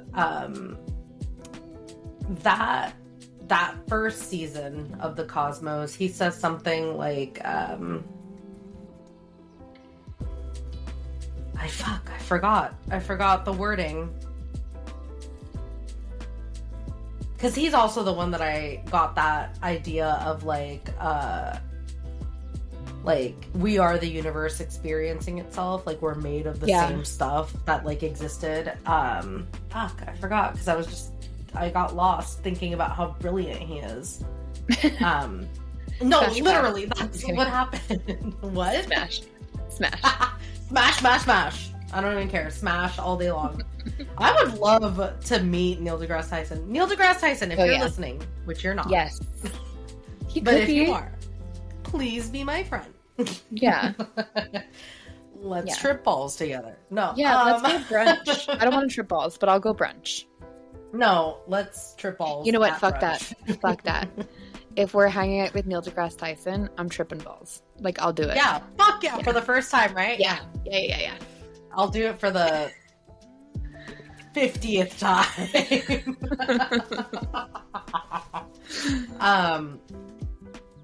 But anyway, yeah, that season of that show makes me feel spiritual in a way that religion has not done for me. Yeah. Since I was like 10 years old, you know? It's just Yeah. like the randomness, or what it is seemingly randomness, chaos in the world. There's order to it. Physics. It's, you know what I mean? It's like they say, like math. Yeah, like math is the universal language. If math is the universal language, then physics is... Oh, that's what I was going to say. That, as he said on that show, it's like, the larger the scope of science becomes, the smaller the scope of religion becomes. Because, like, religion and theology and, like, they're all just answers to questions that we have as conscious human beings. And, you know, you read the Bible, the Torah, the Quran, like, whatever it may be. You're just asking questions, and this book is providing you with answers. Yeah, But I completely agree with that. Yeah, like, so because the scope of science and the way that we have discovered real reality, real truths about things, it's like, well, you know, like Noah didn't. Or maybe he did build an ark, but it wasn't a flood that was gonna... No, and I'll go on a tangent here about that, specifically the Bible, right? I'm not one of those that has read it cover to cover. I cannot quote you. I will never quote you because that's not Can't give me some verses? No, it's not my bag. I wouldn't even care. So going back to the scopes on science becoming bigger, religion becoming smaller, I disagree with that to a certain extent because I think that two things can be true. The existence of science does not negate the existence of religion and vice versa, and that is just my opinion, right? Also, with these stories that we have of Noah and the ark, parables, yes, and the Adam and Eve, and how are we all born from the same two people? They mustn't have had belly buttons, and we're all related. Yeah, all of these things, right? I think, and again, this is just my opinion. I'm not some whatever. I'm never going to preach a thing. I'm never going to do that. It's just not the way I roll.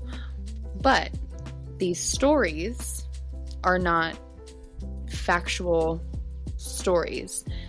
They could be to a certain extent, but it's like the telling of a tale, right? So this flood, right? Just using Noah for a specific example, this flood that he built this ark for. He didn't obviously get two of every single animal because that's impossible. So people question that. Actually, and that's how we fucking lost the unicorns, because he didn't grab 2 unicorns. Yeah. He forgot those. He left those on the back porch tied up. But like this, but a flood did happen in like Jordan or whatever. So in this person's world, when this person's telling the story, the entire world flooded. I had to get 2 of everything. Again, it's just like, and it's not like factual to like the degree that people want when they're looking for these answers. The world meaning the world known to you, not and you got to the think the actual world was global planet. Yeah, the world was so much smaller back then. Like Columbus didn't pull his bullshit until thousands of years later. That's what I was gonna say. It's like they had even no idea that the whole other side of the fucking planet existed. Yeah. So while these stories exist in these books, and while there's these characters that people want to consider and, you know, point at and be like, that couldn't be true, that's not physically possible. I agree, it's not physically possible. And is that story true? Probably not to the exact like fiber that the story is being told. But all in all, if you pull everything apart and you take away the bullshit and you forget about the Catholicism and you're not donating and you're not doing what you want to be in the world and not loving who you want to love, strip all of that away. If you just look at the supposed rules that are placed out or the guidelines or whatever, it's honestly just good fucking advice, right? There's nothing there's like, my God is not preaching or burning people alive or smiting you because you're gay or punching you in the face because you dare to believe that there's a universe that was created by a big bang and that evolution exists and he doesn't exist. He's not doing that to anybody. I will see you in the afterlife, whatever that may be. It could be your not existent God telling me that I'm an idiot, or it could be my existent one telling you that you're an idiot, but we're gonna be there. You know what I mean? Mm-hmm. Yeah, that's what I think. 100%. That's how I feel about that too, because like from our first episode when we were talking about Dahmer, it's like I remember researching him when I was in high school and thinking to myself, like, because like I read how he became a born-again Christian after he went to prison. Mm-hmm. And I remember in that moment, like I told you last week, how I lost my faith and a very real thing happened to me, and that's when I lost my faith. And then to read that this motherfucker became a born-again Christian, and I remember sitting there and thinking to myself, so Jeffrey Dahmer, who has committed just some of the worst imaginable acts against humanity, he gets to do that and then go to jail for it and then repent, and he gets to go to heaven. But I, who am living my life as an atheist, doing good, being there for people, helping people, being a nice person as much as I fucking can, I'm gonna go to hell just because I didn't say, oh, Jesus in my heart, whatever. Yeah. Right. Whatever. Then that's not the fucking God then that's whatever the spell is, then that's not the fucking God I believe in anymore. And you know what? I agree with you. And if I'm met and that is the God, I don't follow you either. But that's not my God. I don't send me to hell. But you know who my God is? Hell. And this will piss off a lot of people. But people like Jeffrey Dahmer, disgusting as much as he is, everything that is wrong, it's not my place to decide what happens to him in that afterlife. So if one person gets a shot, everybody gets a shot. And as much as fuck him, if I saw him, I'd punch him, cut his balls off, make him eat it, like all that shit. Fully on the side of that. It's not for me to decide what happens to him after this life. It's not for me to decide what happens to him in this life, and that's why I sleep so good at night. Like, I will never wish anything bad on anybody else, purely for the fact that I don't want that in my heart. Like, God or no God, I don't want it. You know what I mean? And it took me a long time to grow and learn from that, because I used to be so angry, and I used to want to burn and destruct and fucking, I'm taking you down because you deserve it, and I'm doing this and doing this. And once I let that go, I felt way better. Well, I'm on my way to trying to let that go, but for right now, I'm Daenerys Stormborn Targaryen, breaker of chains, mother of dragons, and I will lay a city to waste. Yeah, that's me. That's why I love you. I love you. Do you have anal? I have so much anal for you today. I'm ready. Are you ready? Have we even announced what our topic is for the day? No, we haven't. I mean, it'll be in the title, but... Well, it's a good segue from the philosophical religious conversation we were just having. Today, we are talking about cults.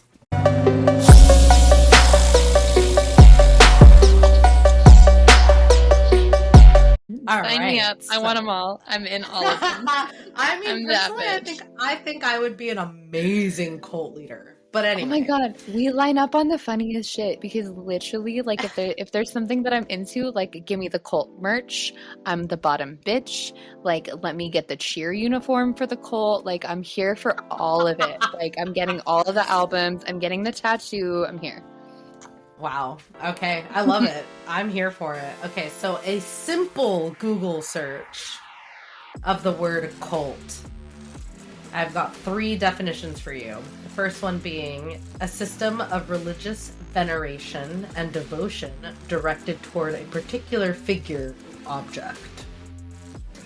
The second The second definition being a relatively small group of people having religious beliefs or practices regarded by others as strange or sinister, as in a network of Satan-worshipping cults. They're eating baby dicks. I don't know if that's actually one. And then the third definition is a misplaced or excessive admiration for a particular person or thing. So that to me is like a stan, you know, like how some celebs have like a cult following, like Swifties, Bayhive, the MC Army, you know? Yes. So like that. So those are the three definitions for a cult. And a little wiki search. Love. In modern English, cult is usually a pejorative term for a social group that is defined by its unusual religious, spiritual, and philosophical beliefs and rituals, or its common interest in a particular personality, object, or goal. An older sense of the word involves a set of religious devotional practices that are conventional within their culture, related to a particular figure, and often associated with a particular place. References to the cult of a particular Catholic saint or the empirical cult of ancient Rome, for example, uses this sense of the word. Okay. While the literal and original sense of the word remains in use, a derived sense of excessive devotion arose in the 19th century.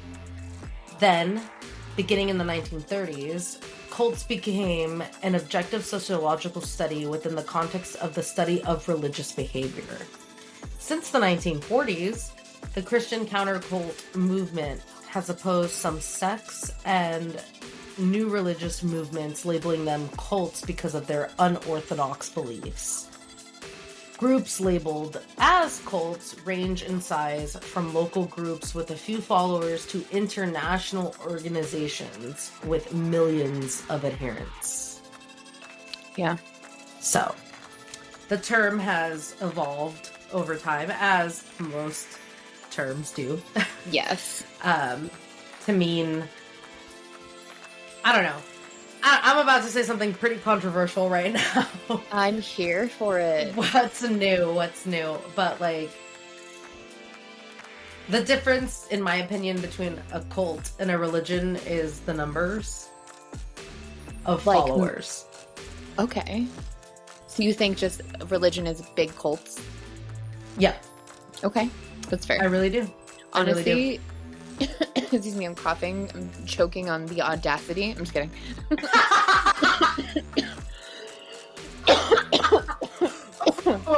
That's fucking great. Thank you. That actually made me really laugh. I fully agree. Yeah, it's like, it's cool. It's like, the term cult is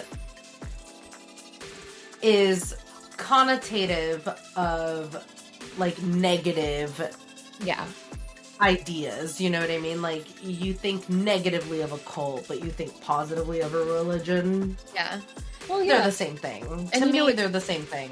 Interestingly, like, again, like, always referring to my belief system, and the reason that I call it that is because I don't know what to call it. I refuse to wear the term Christian because... Yeah, because of the connotation to that word. There's a lot of trash. Like, I don't hate gay people, and I don't hate women's whoever. rights. Like, all of that. Like, it's very important to me. Plus, also, my belief system does not require any form of institution, does not require any book, does not require any building. You're spiritual. It's me. Yeah.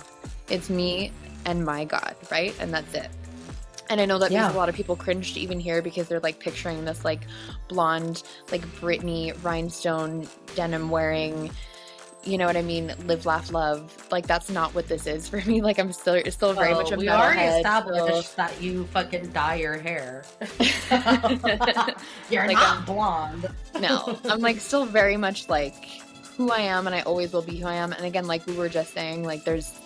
If all of that stuff was true, like the no gays and, like, oh, you lived your life a certain way, like, you better be barefoot and pregnant in the kitchen. Yeah, like I guess I'm going to hell then because I don't want to go to heaven with you then. Like I'm not supporting you. So if that's what you're like. I get that. That's why I want to go to hell anyway. Okay, so there are some subcategories of cults. Mm-hmm. I have definitions for all of them, but I think I'm just gonna rattle them off, and if you want me to explain any of them, I will. Okay. Okay, so there's destructive cults. Okay. Can I guess what they mean? Yeah, of course. Destructive cult. Does that mean that it is end of the world type? No. Oh. Does it mean like anti-disestablishmentarianism? No. Okay, never mind. All right, well, so tell me what that one means. Destructive cults are groups whose members have, through deliberate action, physically injured or killed other members of their own group or other people. Okay, I got some for you on that. Yeah, in Cults and the Family, the author defines a destructive cultivism as a sociopathic syndrome, whose distinctive qualities include, quote, behavioral and personality changes, loss of personal identity, cessation of scholastic activities, estrangement from family, disinterest in society, and pronounced mental control and enslavement by cult leaders, end quote. Mm-hmm. Okay. So, what, like, you guessed End of Days or whatever, that's the next one. It's the Doomsday Cult. Gotcha. Okay, I have the plenty of those Doomsday for you. Cult, is an expression which is used to describe groups that believe in apocalypse, and can also be used to refer both to groups that predict disaster and groups that attempt to bring it about. Mm-hmm. So it's like you could be a doomsday cult where you're predicting the end of days, or you can be a doomsday cult where you're bringing attempting on to the bring end it of out, days, which is fucking Trumpism, bitch. But whatever. Anyway, a political cult, Trumpism, and then polygamist. And then a polygamist cult, obviously you can guess what that is. Yes. And then racist cults. Sociologist and historian Orlando Peterson has described the Ku Klux Klan, which arose in the American South after the Civil War, as a heretical Christian cult, and has also described its persecution of African Americans and others as a form of human sacrifice. During the 19th century and early 20th centuries, the existence of secret Aryan cults in Germany and Austria strongly influenced the rise of Nazism. Modern-day white power skinhead groups in the United States tend to use the same recruitment techniques as groups which are characterized as destructive cults. Speaking of skinheads, may I just say, for anyone listening that's possibly, like, for any reason not aware, if you're a Doc Marten wearer as well, don't pair with red laces. The red laces on a pair of DMs signifies that you're a white supremacist. So if you're looking to change your laces up, if you have, like, kind of an alt style like both of us do, just nix the red laces. I have multiple pairs of Doc Martens. Mm-hmm. And thank you for saying that, because, I mean, I knew that since I was a kid. I knew that. But I love pairing red and black together. Yeah. I have multiple red and pairs. white. Yeah.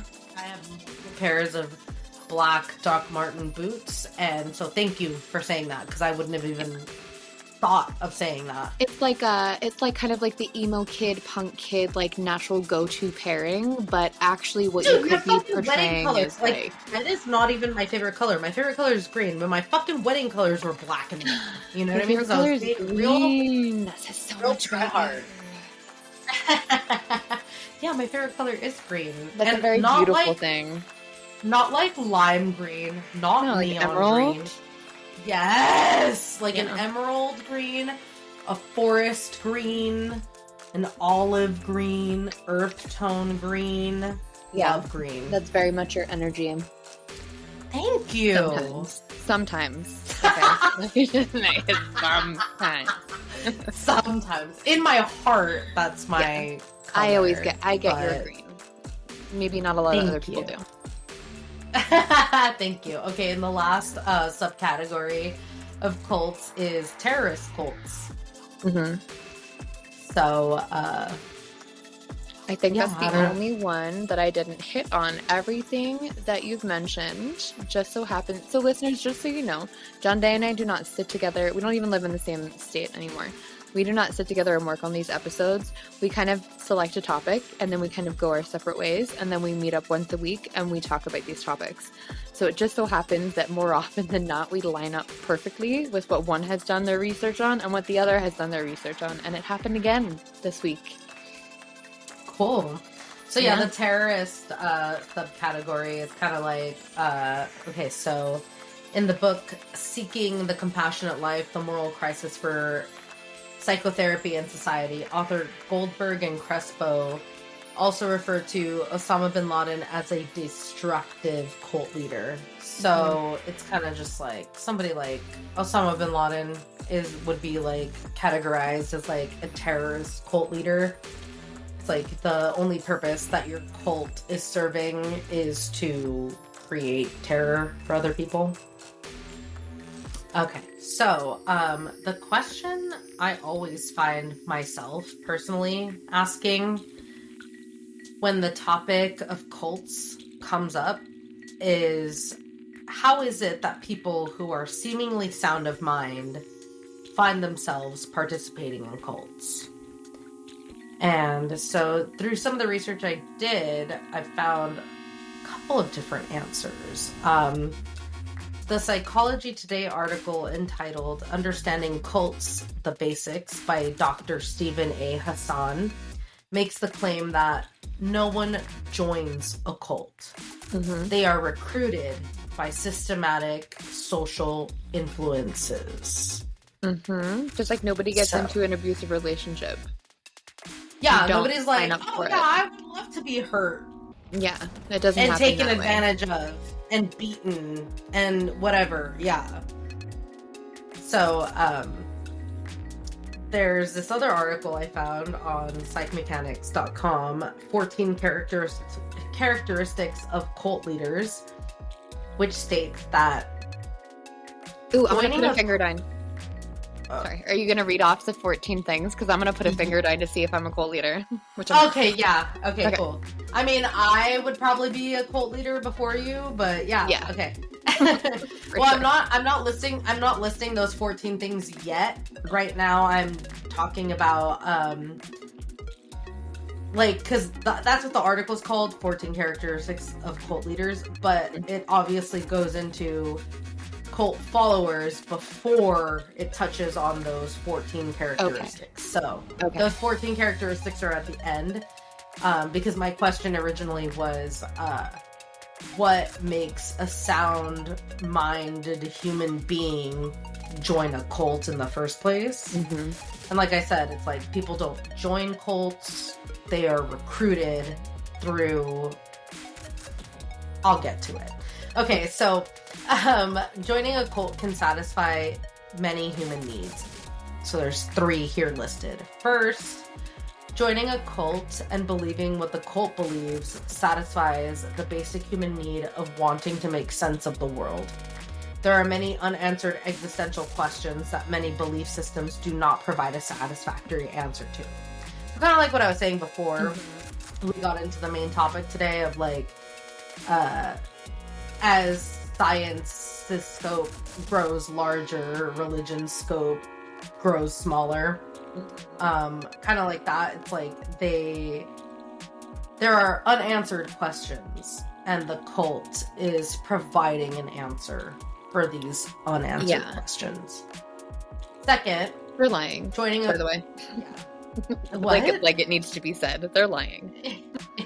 Nobody knows the answers to those questions. Well, I'll say this: there's never a cure-all. No. There's It's not- there's never gonna be one thing that answers all the questions, because if so, then you're probably in a cult. Yeah. So secondly, Joining a cult satisfies the basic human need to belong to a community. People who see themselves as misfits in their current social environments are more likely to join deviant groups that better reflect who they are. I get that. Mm-hmm. Like feeling like you want to be part of a community. You know, that's even like why gangs happen. Yeah. Or whatever. Like gangs were formed like as a means of protection. Yeah. That's how they began, and then they became, you know, gangs. We were just talking about that like last night or the night before, and how like with gang stuff, it's very much just always a rollover from like the last thing to the next thing. I mean, that's definitely a topic for another day, but it's just funny. I mean, every time things like this happen, I always think that it's like the universe telling me I'm where I'm supposed to be in my life, which is like a little bit comforting, I guess. But like it happens all the time. Sorry, go ahead. No, don't be sorry. And thirdly, people going through a transition in life or an identity crisis are vulnerable and more likely to join a cult. The cult provides a stable identity they can latch onto to resolve their crisis. Which, like, that's fucked. Like, I feel like that happens a lot even in religion. People who find themselves at their lowest low, and then they turn to God. Yeah. And, you know, they're able to turn it around after that. It's like, okay, like you're just latching on to this You're thing. filling a void. A hole, yeah. Yeah. Absolutely. Essentially, cult leaders prey on people's vulnerabilities, such as illness, the death of a loved one, breakup of an important relationship, job loss, etc. All right, so here we are. Now, what makes a cult leader? Here we go with the 14, okay? Do you want me to just rattle them off and then explain if you want me to? Yeah, and I'll put a finger down, so I'll see if I'm a cult leader. It's gonna be me. It's gonna be me. It's gonna be me. Okay, 1, they're narcissistic. I feel like if I don't put a finger down, I'm inherently a narcissist, but I'm not putting a finger down because I'm not. I mean, my husband calls me a narcissist every single day of my life, so like, that one checks out. Okay. They are charismatic. Sure, I'll take that one. Me too. They're dominant. No. Yeah, that's me. They demand obedience. Not at all. I don't demand it, but it's a request. I'm honestly like at the stage where it's like if you don't want to like do what I want to do, if I'm presuming we're talking about like romantic relationships, it's like you can leave. Okay, John Day. 5, they claim to have supernatural powers. Yeah, obviously, detective. Dude, I'm fucking 5 for 5 right now. I'm only 2. I'm 5 for 5 right now. Okay. They are arrogant and boastful. Damn, no, I can't take that either. 6 for 6. They're sociopaths/psychopaths. That one definitely doesn't check out for me. I don't have a lack of empathy. In fact, I have too much fucking Too empathy. much. Yeah, I feel like the same. I can't take that one either. I'm still on just 2. You're 6 for 7.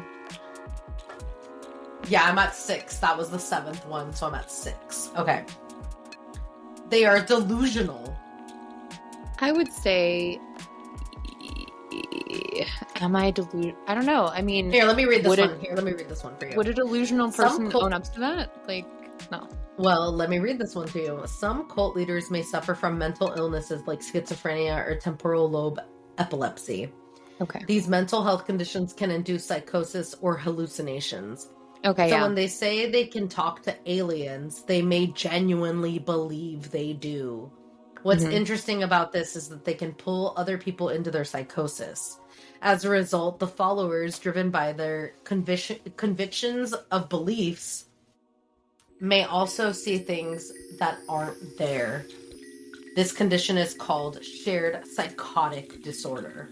Yes. Okay, I'm putting a finger down because I hallucinate on a regular. So I'm putting a finger down. I only hallucinate when I take psychedelics, so that one doesn't I've count. never taken a psychedelic. Fun fact. That fucking blows my mind. Yeah. You'd think I was All the right. type, but no. You are the type, which is why it blows my mind that you haven't done that. Neil deGrasse Tyson, hit us up because that could be, he could pop my cherry.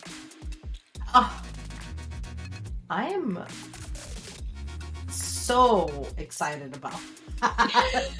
Okay, you can put a finger down Just because you're that also delusional. possibility. Bitch, I know I am. Okay. All right, I'm 7 for 8 right now. Okay, I'm 3 Okay. Not a leader. Jesus. I told you already. I knew it going in that this was I am the cult leader here. Yeah. They are persuasive. Cult Yes. leaders are excellent marketers. Yeah. Yeah. I put a finger down for that. I'm claiming all of that. Okay. They are authoritative and controlling. Yeah. I'm pretty neurotic. You know? Again, I'm not demanding or dominant, but I run my shit. All right. I'm pretty controlling in general. They're exploitative. Yes. If I'm being honest. Yeah, I know. Yeah, same. I'm not proud of it, but it's there. Yeah. They are underdogs. No. I don't know if I can... I don't know what that... No. I don't think Okay, so I'm not really... Yeah, I don't think I'm that. who is desperate to boost their status in society? Of course, low status people. High status people don't need to raise their status any further. This is why cult leaders are often underdogs. They are rejects who failed at multiple attempts to raise their status and are now resorting to desperate and unethical measures. Who can relate to an underdog? Of course, other underdogs, other low status people. This is a big reason why cult leaders attract so many followers. Essentially, cult leaders and followers band together to overthrow the system regarding rival human groups. They want to overthrow the other high status people so that they can be high status. Yes. Yeah. And 13, they are intolerant of criticism. I for sure am intolerant of criticism. I love criticism. As long as it's constructive and it's given properly, because like I feel like most people are open to criticism, but what they're not getting criticism, they're getting insults, and there's a difference. All right, then. That actually makes me change my feeling about that, the way you put that. Yeah, I feel like you can definitely take criticism, because if I was to critique you on something, I would do it delicately and politely and not in a way where I'm degrading you or making you feel small. It's just and that, cutting hey, me down. yeah, I just saw it go. All right, I like that. Okay. Yeah, I think And the last one, thank you. The last one here is that they are visionaries. Cult leaders infuse their followers with inspiration and hope for a better future, high status. They're visionaries who want to take their followers to a better place where they can be blissful and better off than non-followers. Yeah, and they need to use their words and descriptive tools to paint this beautiful picture to get all of these underdogs on their sides and wanting this place, this peace. Well, that's all I have for your topic, anal. Such a good anal session tonight. Well, I have some stuff for you. I also wrote a note here. It's obviously not as comprehensive as yours. It just says very bluntly, there are 3 types of cults, and that's churchly, sectarian, and mystical. You already covered all of that, so I don't even need to dive into that whatsoever. But I did go deep with my cult research. Like, you already know, like, I went off, like, I'm always going into these, like, way, way too far. I love my research. But before I get into kind of, like, the main thing, initially when we talked about doing this topic, something jumped to mind. that I really wanted to cover, and I kind of subtly mentioned it to you, and you said that you didn't know, so I kind of envisioned that he would be my big topic for this, but upon researching, I'm actually pretty disappointed. So I'm going to start with him instead of ending with him, and then I'm going to go back through and do my main segment. But Jared Leto is a cult leader. Oh, what the fuck, bitch? Okay. Yeah. Jared and his band, 30 Seconds to Mars, started a cult that they literally called a cult in Croatia in 2020. Members were known as Echelon, and Jared hosted hundreds of them, all dressed in white robes, where he held a 3-day festival complete with yoga and movie screenings. This sort of more seemed like a publicity stunt to me, as they've referred to their fans and themselves as a cult before. Like, it's on merch and it's been in music videos, and it's like their thing to say, yes, we're a cult. What? Yeah. What? Okay, like, when you had asked me if I knew anything about Jared Leto, all I had known was that, like, my friend's mom was dating the girl that Jared Leto was cheating on Cameron Diaz with back in the day. So I knew from that alone that he was not a good guy. Well, so because I really did a lot of research for this cult topic, I kind of find what he did is disrespectful, because I think he really wants to be a cult. And if you look up these pictures of him walking around in Croatia with all of his echelon, it's just embarrassing. It's like what he thinks a cult is. It's like he's trying to embody Manson, and it's disgusting to me. Is that why he's like grown out his Jesus hair and his Jesus beard like that? I think he's just really trying to be like quirky and different, and we're a cult, but you're like, he's not. Jesus? I don't think he thinks he doesn't think he's Jesus. I have a few people on the list that do think that they were Jesus, but Jared Leto does not think that he's Jesus. But apparently, on this 3-day cult meeting in Croatia that they openly called a cult. Also, red flag. Cults don't call themselves cults, so I don't believe him. Yeah, no, of course not. No, they just don't. So during this 3-day retreat, apparently he encouraged his fans to get matching tattoos. But for this 3-day retreat, there was pricing, right? You had to pay for it. So the tickets and everything started around $1,500. That's not including flights, and they could go up to $4,000. So it sounds to me, again, like a publicity stunt. It sounds like an image that he wants to put out there. It seems to me that he thinks that the cult is a cool marketing tool. It's merch, da-da-da. Okay, you know? So very, very, very, very quickly, I just want to interject that, like, some of my research was saying that, like, the, the destructive cults, those, that their main aim is to make money. Yeah. Okay. So if anything, his cult probably falls in line with a destructive cult. Yeah, I mean, it could be more culty if the end goal is money, but just my gut instinct tells me that he just really wants to be a cult. I mean, all major religions ask for your money, which is they're all very culty to me. But yeah. So I think actually Jared Leto is full of shit, and his band's full of shit. I don't think that they're a legitimate cult. I think it was a thing, him trying to be cool, him trying to be quirky, and honestly, I find him incredibly irritating these days. I can't stand him. So, I have, let's see here. My notes are a little embarrassing this week, actually. Usually they're so neat and tidy, tight butthole, but they're just loosey-goosey. They're so loose butthole. Loose butthole. So I have a list of some of the biggest and most horrific cults known to history. And then I'm also going to follow up with a list of celebrities that have been tied to cults, because I'm always just going to spill the tea. Let's do it! So our first one, there was a group called Love Has Won. It was led by a woman named Amy Carlson. She was called Mother God by her followers and claimed to be, fucking put your panties on for this one, claimed to be both the reincarnation of Jesus Christ and Marilyn Monroe. That was her thing. Okay, Lana Del Rey. Oh my god, if Lana had a cult though, like, I'm there. Like, I'm... There's like that line in that song where she's like, Jesus is my yeah. Jesus is my daddy. Elvis is no. She says Elvis is my daddy. Marilyn's my mommy. Jesus is my and bestest Jesus friend. is my bestest Yeah. friend. Yes. Queen. Yeah. She gets it. She fucking gets it. Yeah, smash.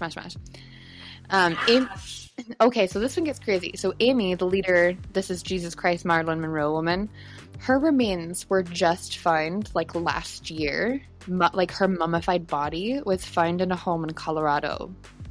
Police didn't suspect any foul play around her death, but 7 members of that group, that's the Love Has Won group, were actually arrested for abuse of a corpse and 2 counts of child abuse. Now, I didn't write it down here, but Amy was only like 47 when she died, like something like that. So I don't know what the cause of death was, but I mean, police just deemed it, not suspicious, but they still arrested 7 other people for abusing her corpse, or a corpse. Gross. They didn't specify hers. Ew. Yep. This one's a fucked up one. This one's pretty interesting, and you might even recognize the name, and I will be circling back to this one when we talk about our celebrities. But the group called NXIVM was founded in 1990. Yeah, you probably recognize this. Founded in 1998 and was active until about 2017, having amassed over 18,000 followers during that time. This one is basically a sex cult. Women were recruited under the false pretense of a sort of sisterhood, only to end up basically as sex slaves. There was a sort of pyramid scheme within this group where the ones at the top were the masters and the newer recruits at the bottom were the slaves. Some women recalled their experiences, saying that they would have to give over nude pictures and other compromising documents so that they could be blackmailed if they ever spoke out about the group. So they were just being like literally blackmailed. Like, give me like your sauciest shit, like give me your hottest tea about your life that you don't want anybody knowing, and then you can't like go to anybody. Yeah, disgusting. See, that sort of thing would never work on me because I know that there are no shame. I'm shameless, bitch. Like, go ahead, share my nudes. Yeah, honestly, I don't care. I don't even give a fuck. You can never blackmail me with a nude or a sex tape or anything because I'm not ashamed of my body. I mean, hello, I used to make money on it. Like, do you think I care? Yeah. I used to sell that. Do you think I care? No. Like, go ahead. I'm just mad I'm not making a cut of that profit. Yeah, honestly, just throw me some coin and we're good. Like, yeah. Anyways, women would be branded around the pelvis area, and there were victims as young as 15 years old. That's bullshit. Yeah. The leader of this group was tried in court for sex trafficking, racketeering, and child pornography. I don't know how to say that, so it's like not offensive, but it's child pornography. So I'm sure you know what that is. Well, yeah. I know. Like, I'm thinking like I'm being super like under the table with that. He is serving life, and according to his lawyers, he's not sorry for his conduct or his choices. But I'm going to come back to this one, okay? We're putting a pin in NXIVM. Just remember that name. Okay. The next one on my list is a group called Angel's Landing. This one, the members all lived in a 20-acre compound, and the leader led a very extravagant life with flashy cars and shit. But interest from a detective... You mean like how a lot of pastors at their churches do? Yeah, they're not supposed to. You know what I mean? Like, you shouldn't be, but there you are. There you go. But they do. Yeah, so he was just like, here, spending a bunch of money and stuff. But interest from a detective came up when one of the members of Angel's Landing turned up dead in 2003. Shortly after her death, her husband's death comes up in a freak accident. So it turns out, basically what this group was doing, turns out this group would have super big life insurance policies out on their members, and then people would turn up dead and the cult collected. So this piece of shit leader was found to have an arm's length of sexual abuse charges in addition to all this bullshit. And many women of this cult spoke out about the abuse of like the same, like all the nasty stuff you can think of. He was given like 80 years in prison, and he was charged with like 28 felonies in 2015. So he's doing his time, if he's still around. And also, just so you guys know, like, you'll probably notice I'm not saying anybody by name. The only one that I'll be saying, like, the name of is the one that we all know, and I'm not even diving into that one, because while I love to talk about, like, crime and all this stuff, I find it super fascinating. At some point, like, we do have to stop platforming these people so we can try and, like, stop the fucking bullshit. So I'm just not platforming or saying their names. Not, like, Netflix series, like, starring beautiful, gorgeous men as them. Yeah.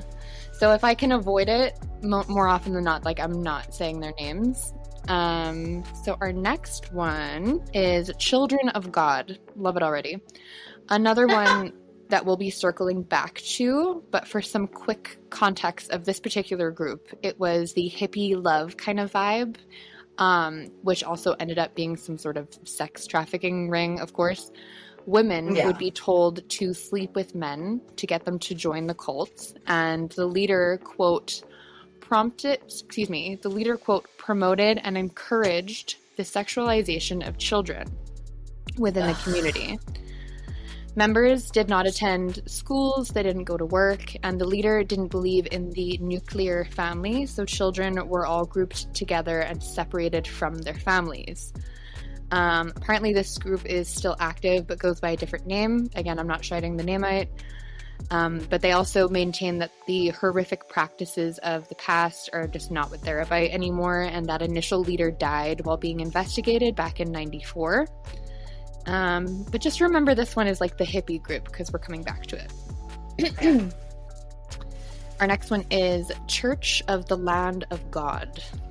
Killing it with these names. Media called this leader the Mormon Manson, and he claimed that he got direct instructions from God himself to kill sinners in order to cleanse them of evil. The leader also had 51 children with 13 different wives, and apparently over 200 people were murdered on behalf of this cult. Wow. Yeah. You see what I mean about how his God is bullshit? Like, whatever God he's talking to is bullshit, because first off, God is not telling you to kill anybody, to cleanse them of any evil, because you are nothing more than those other people.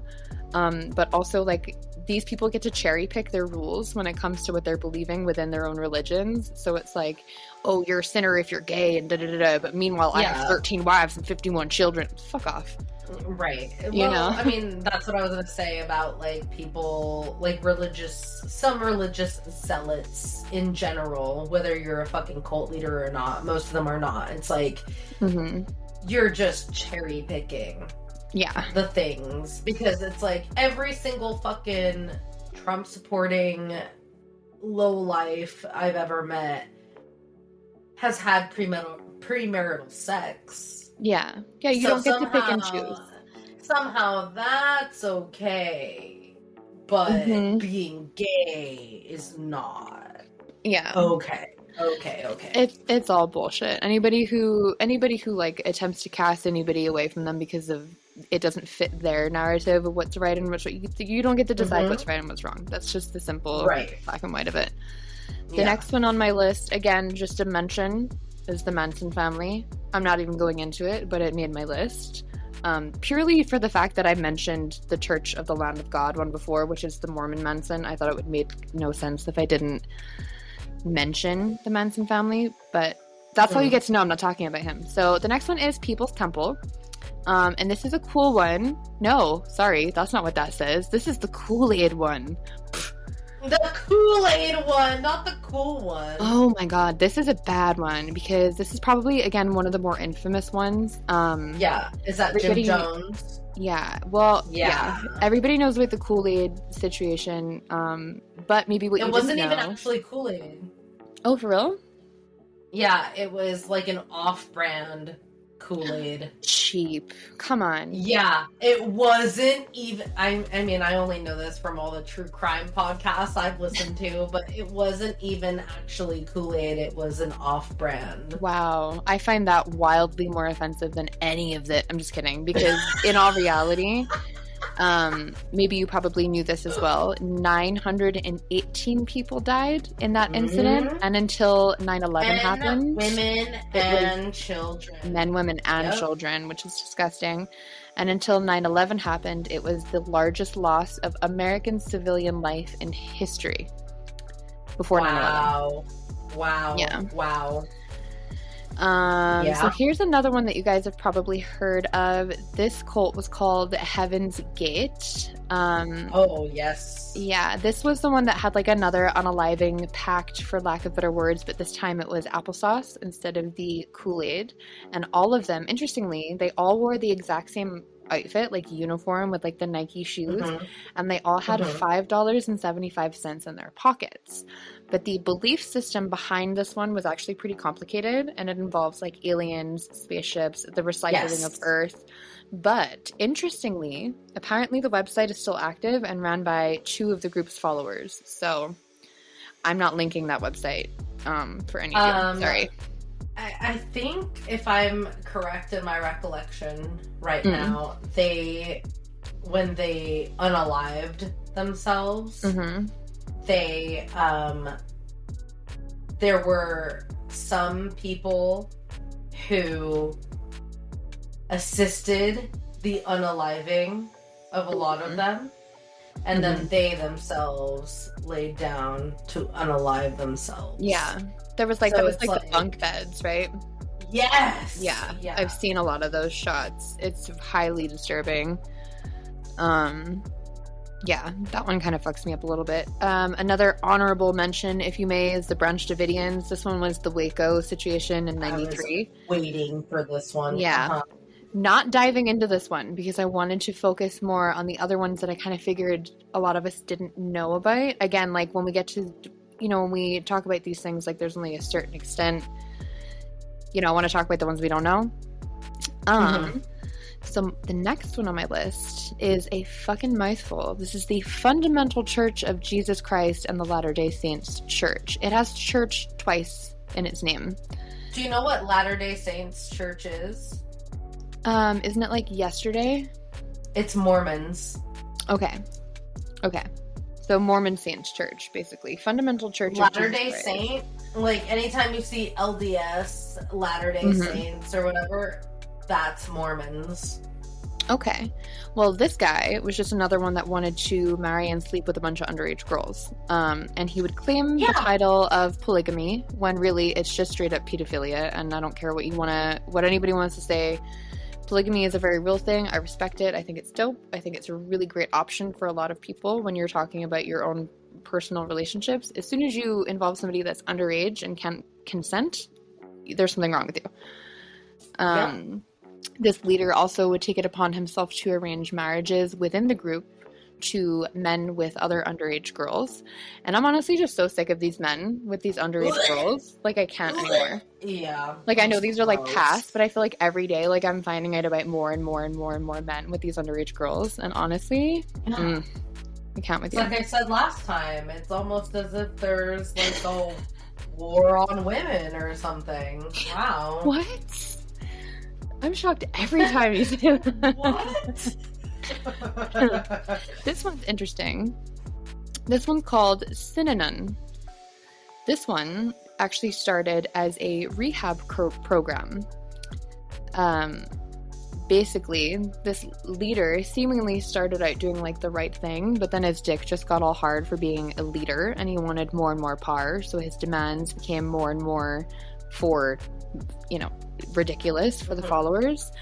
So brutal manual labor was a thing, and then eventually attempted murder for a hit list that he created that had people he believed to be a threat to his community on it. So he got to the point where he was like, these people gotta die and you have to kill them, otherwise you're not really here. Wow. The next one on my list is called The Family, and this is an Australian one, so sign me up. But I really should continue reading before I you pledge your allegiance. I know, I just read the rest of it and I was absolutely just kidding because this bitch's problem was racism. So the leader believed herself to be the reincarnation of Jesus Christ. There are so many of these just walking around. We have 15 Jesuses.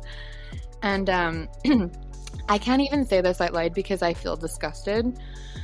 But this is a quote, okay? She wanted to create the master race. That makes me feel disgusting. She was gifted children and would falsify paperwork as if there was an adoption.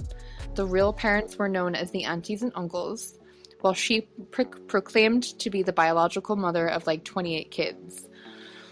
Okay. This cult was actually kind of under the radar for a very long time, but when it did all come out, the leader was only charged with falsifying documents, and she went on to live until she was 98 before dying of dementia. Wow. Yeah, she didn't get the punishment that dementia's pretty rough. Well, I was going to say, dementia is a punishment. Yeah. But she would have had that regardless of what she did. Yeah, exactly. So is it really a punishment for what you did? I mean, is this, no. Who's to say? Okay, I have one more for you before I spill the tea. This one is called The Movement of the Restoration of the Ten Commandments of God. Maybe it's a silly, super long name, but I had to put this one on the list because it's actually terrible, and I'm thinking that most of you haven't heard about this one, okay? This group was formed in Uganda, and not unlike many cults, believed in an apocalypse coming soon. So this is one of the doomsday cults. Yeah, okay. They initially said that the year 2000 would be the doomsday, but when January 1st came and went, the followers were like, what the fuck? Like, I thought it was the end of the world. But the leaders were like, oh no, the actual date's going to be the 17th of March, like High Patty's Day, right? Uh-huh. Anyways, the end of the world did in fact happen for these members on March 17th, but not for the rest of the world. It was pretty much just them. The leaders set fire. They drank the Kool-Aid. Well, it was actually a lot more violent than that. They set fire to the movement church and killed as many as 530 people. Oh my god! Rough. Authorities discovered even more bodies not involved in that fire and concluded that the leaders had killed members that were posing questions about this doomsday that didn't come. I'm on my celebrity list. I'm on my celebrity bullshit. And I'm actually kind of excited that I saved this for the end because it's like it's a bit more of a buffer because that last one was actually pretty rough. And I'm glad that I'm not ending on Jared Leto because he just irritates me. So I have a list of, it looks like 6 people here that you may or may not know were tied to cults. I'll start with Patricia and David Arquette. Their parents... What? Yeah. Oh, they're Scientologists, right? No, it didn't say anything about Scientology. It just said that their parents took on this movement that was aimed to create a sort of utopia, but apparently because of the drug abuse and the violence, it was actually a nightmare for the kids. Patricia spoke about this and said that her family had no access to running water, electricity, or bathrooms, and that her brother David was born there. Joaquin Phoenix, along with his siblings River, Liberty, and Summer, were raised in the Children of God one. This was the hippie love with the sexualization of children and the separation of kids and their families. Do you remember that one? Yeah. Well, unfortunately. I know, I don't mean to be so, light about it, but sometimes when I'm, in research detective mode, I become very, frank with the words that I say. That's fine. Just a little bit callous, which I'm certainly not minimizing. No, it's necessary when you're doing research on this kind of subject matter. Yeah. Well, Joaquin and his siblings were raised in that one until around aged 4.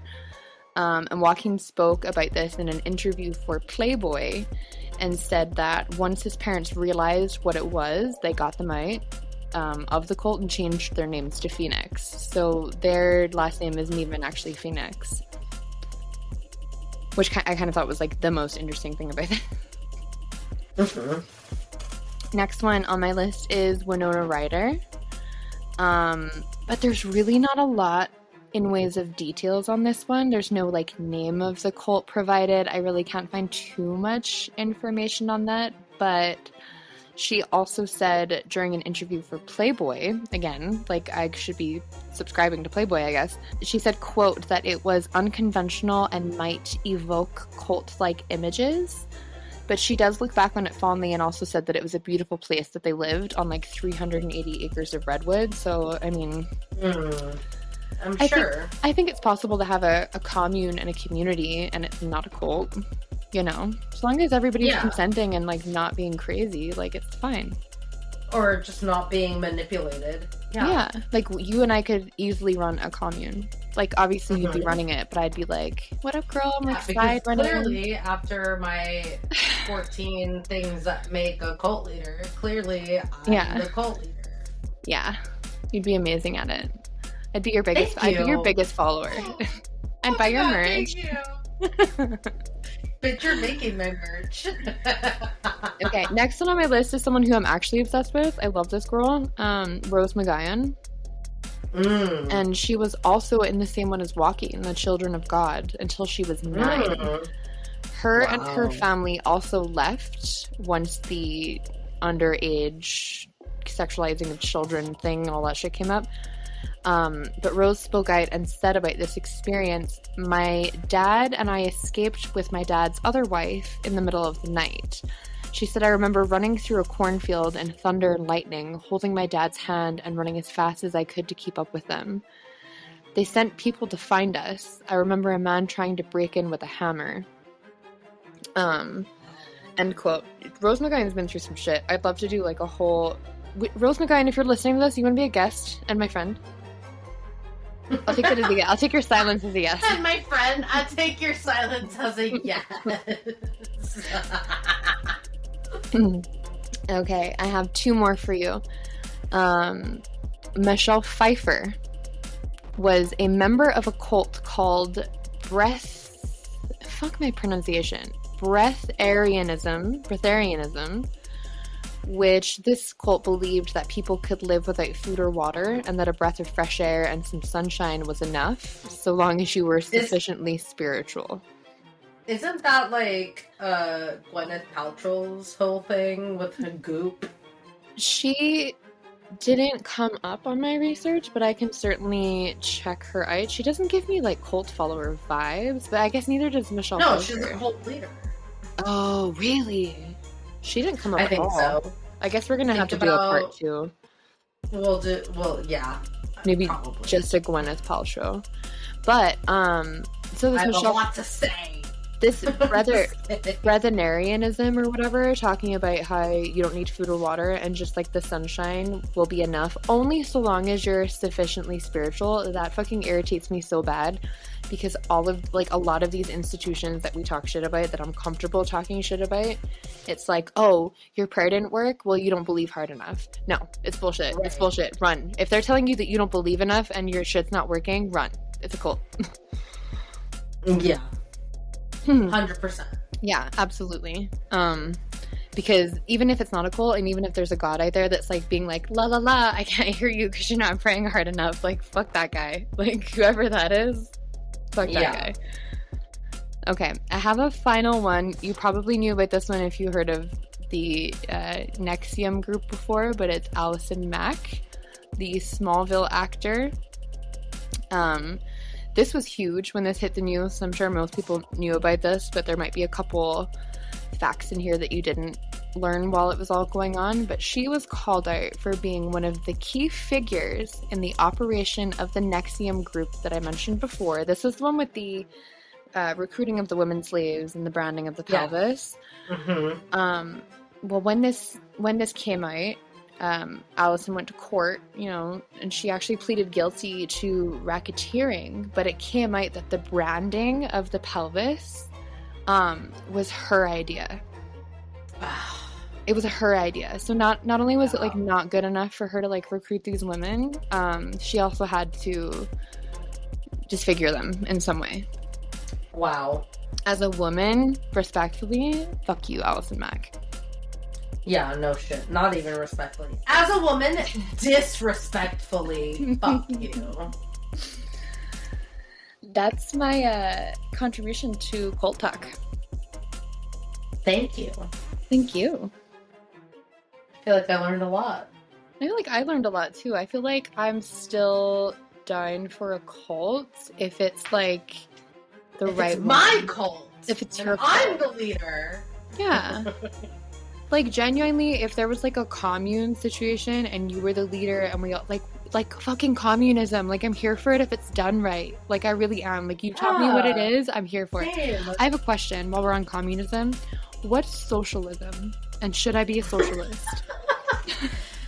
You actually are a socialist, and Hey. socialism is just like the watered down version of communism. Like, in the way that I perceive it, it's like socialism exists because it's elements of communism and capitalism merged together. Oh my god. So public schools, like everything that you pay taxes for, public schools, firefighters, cops, everything that your taxes go toward that help the community, that is socialism. Okay, so socialism is a watered down version of communism. Communism, right. So it's like FDR, Aaron Carter is the communism, Bieber is the socialism. Like, we're the same flavor, but we're a different taste. That was definitely not the analogy that I was thinking of. Like, we're But both good. That tracks. Okay, I'm learning. I'm learning. It's like, it's like if you want your taxes to go toward schools and police and firemen or women, fire people, firefighters. I think it's all just firemen, just like it's all actors now, not actress. No, I don't like that. It's fire people. Fire people, is it? I have a girlfriend that's on the fire team. I don't know what's a fucking. I'm not even gonna pretend the fire team. It's a firefighter. It doesn't matter if you're a man or a woman. You Fire fight squad. the fire. Fire slay. Firefighters. Anyway, like even like FDR after I believe it was World War II, and he came up with like Social Security and shit. It's like it's social is in the name for a reason. Okay. It's like my grandparents are now entitled to their Social Security benefits because they paid taxes and worked their whole lives. And now that they're old, they get a Social Security benefit from having paid those taxes and worked. Gotcha. So ideally, one day in the future, I will be able to have Social Security benefits because I pay taxes now while I work. So. Maybe I don't like socialism. Really? I mean, I love the idea of taxes going towards things that they should, but I also don't trust that that's what's happening. I also don't trust that that's what's happening. I'm pretty sure that by the time I'm an old fart, like, those things won't exist anymore thanks to Republicans. So, socialism is not bad. That's it. That's all I have to say about that. Oh, socialism is just not bad. Like, oh my god, 1 for 1. I learned communism and I learned socialism this month, all because of you. You're welcome. Next week we're going to talk about Nazis. I'm just kidding.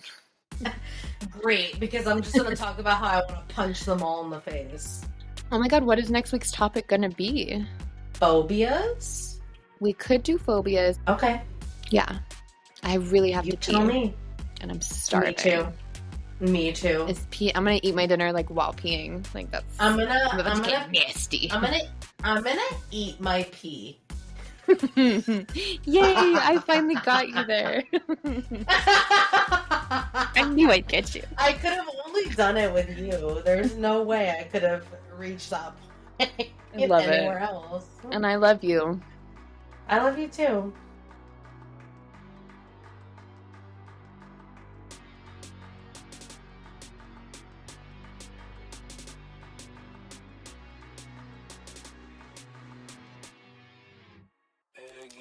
You guys, we made it to the end of the podcast. I know. It really has been an incredible ride. Well, I'm shooting for Friday episodes. That's the goal, but you know. Yeah, Fridays are good. If you guys are watching / listening to us on YouTube, you can support us even more than just listening by subscribing to the Bad Brew channel. Make sure to hit the notification bell too, so you know when we upload. But more importantly, I want to see you guys comment your thoughts because I love a good argument. Are we arguing with the listeners? I mean, maybe. It is me. I like to argue. Right. Well, of course. Well, you guys can also stalk the socials. I'll link everything below, but we're the Bad Brew on basically everything except Instagram, where we're the Bad Brew Pod, because somebody already got to Bad Brew first. Fuckers. Yeah, well, until next time, I'll miss you. I'll miss you too. Tune in next time, bad bitches. Butterfly doors on the Tesla, I ain't spend shit on gas. If I like how the bad look, I'ma eat it up, ain't this shit back up.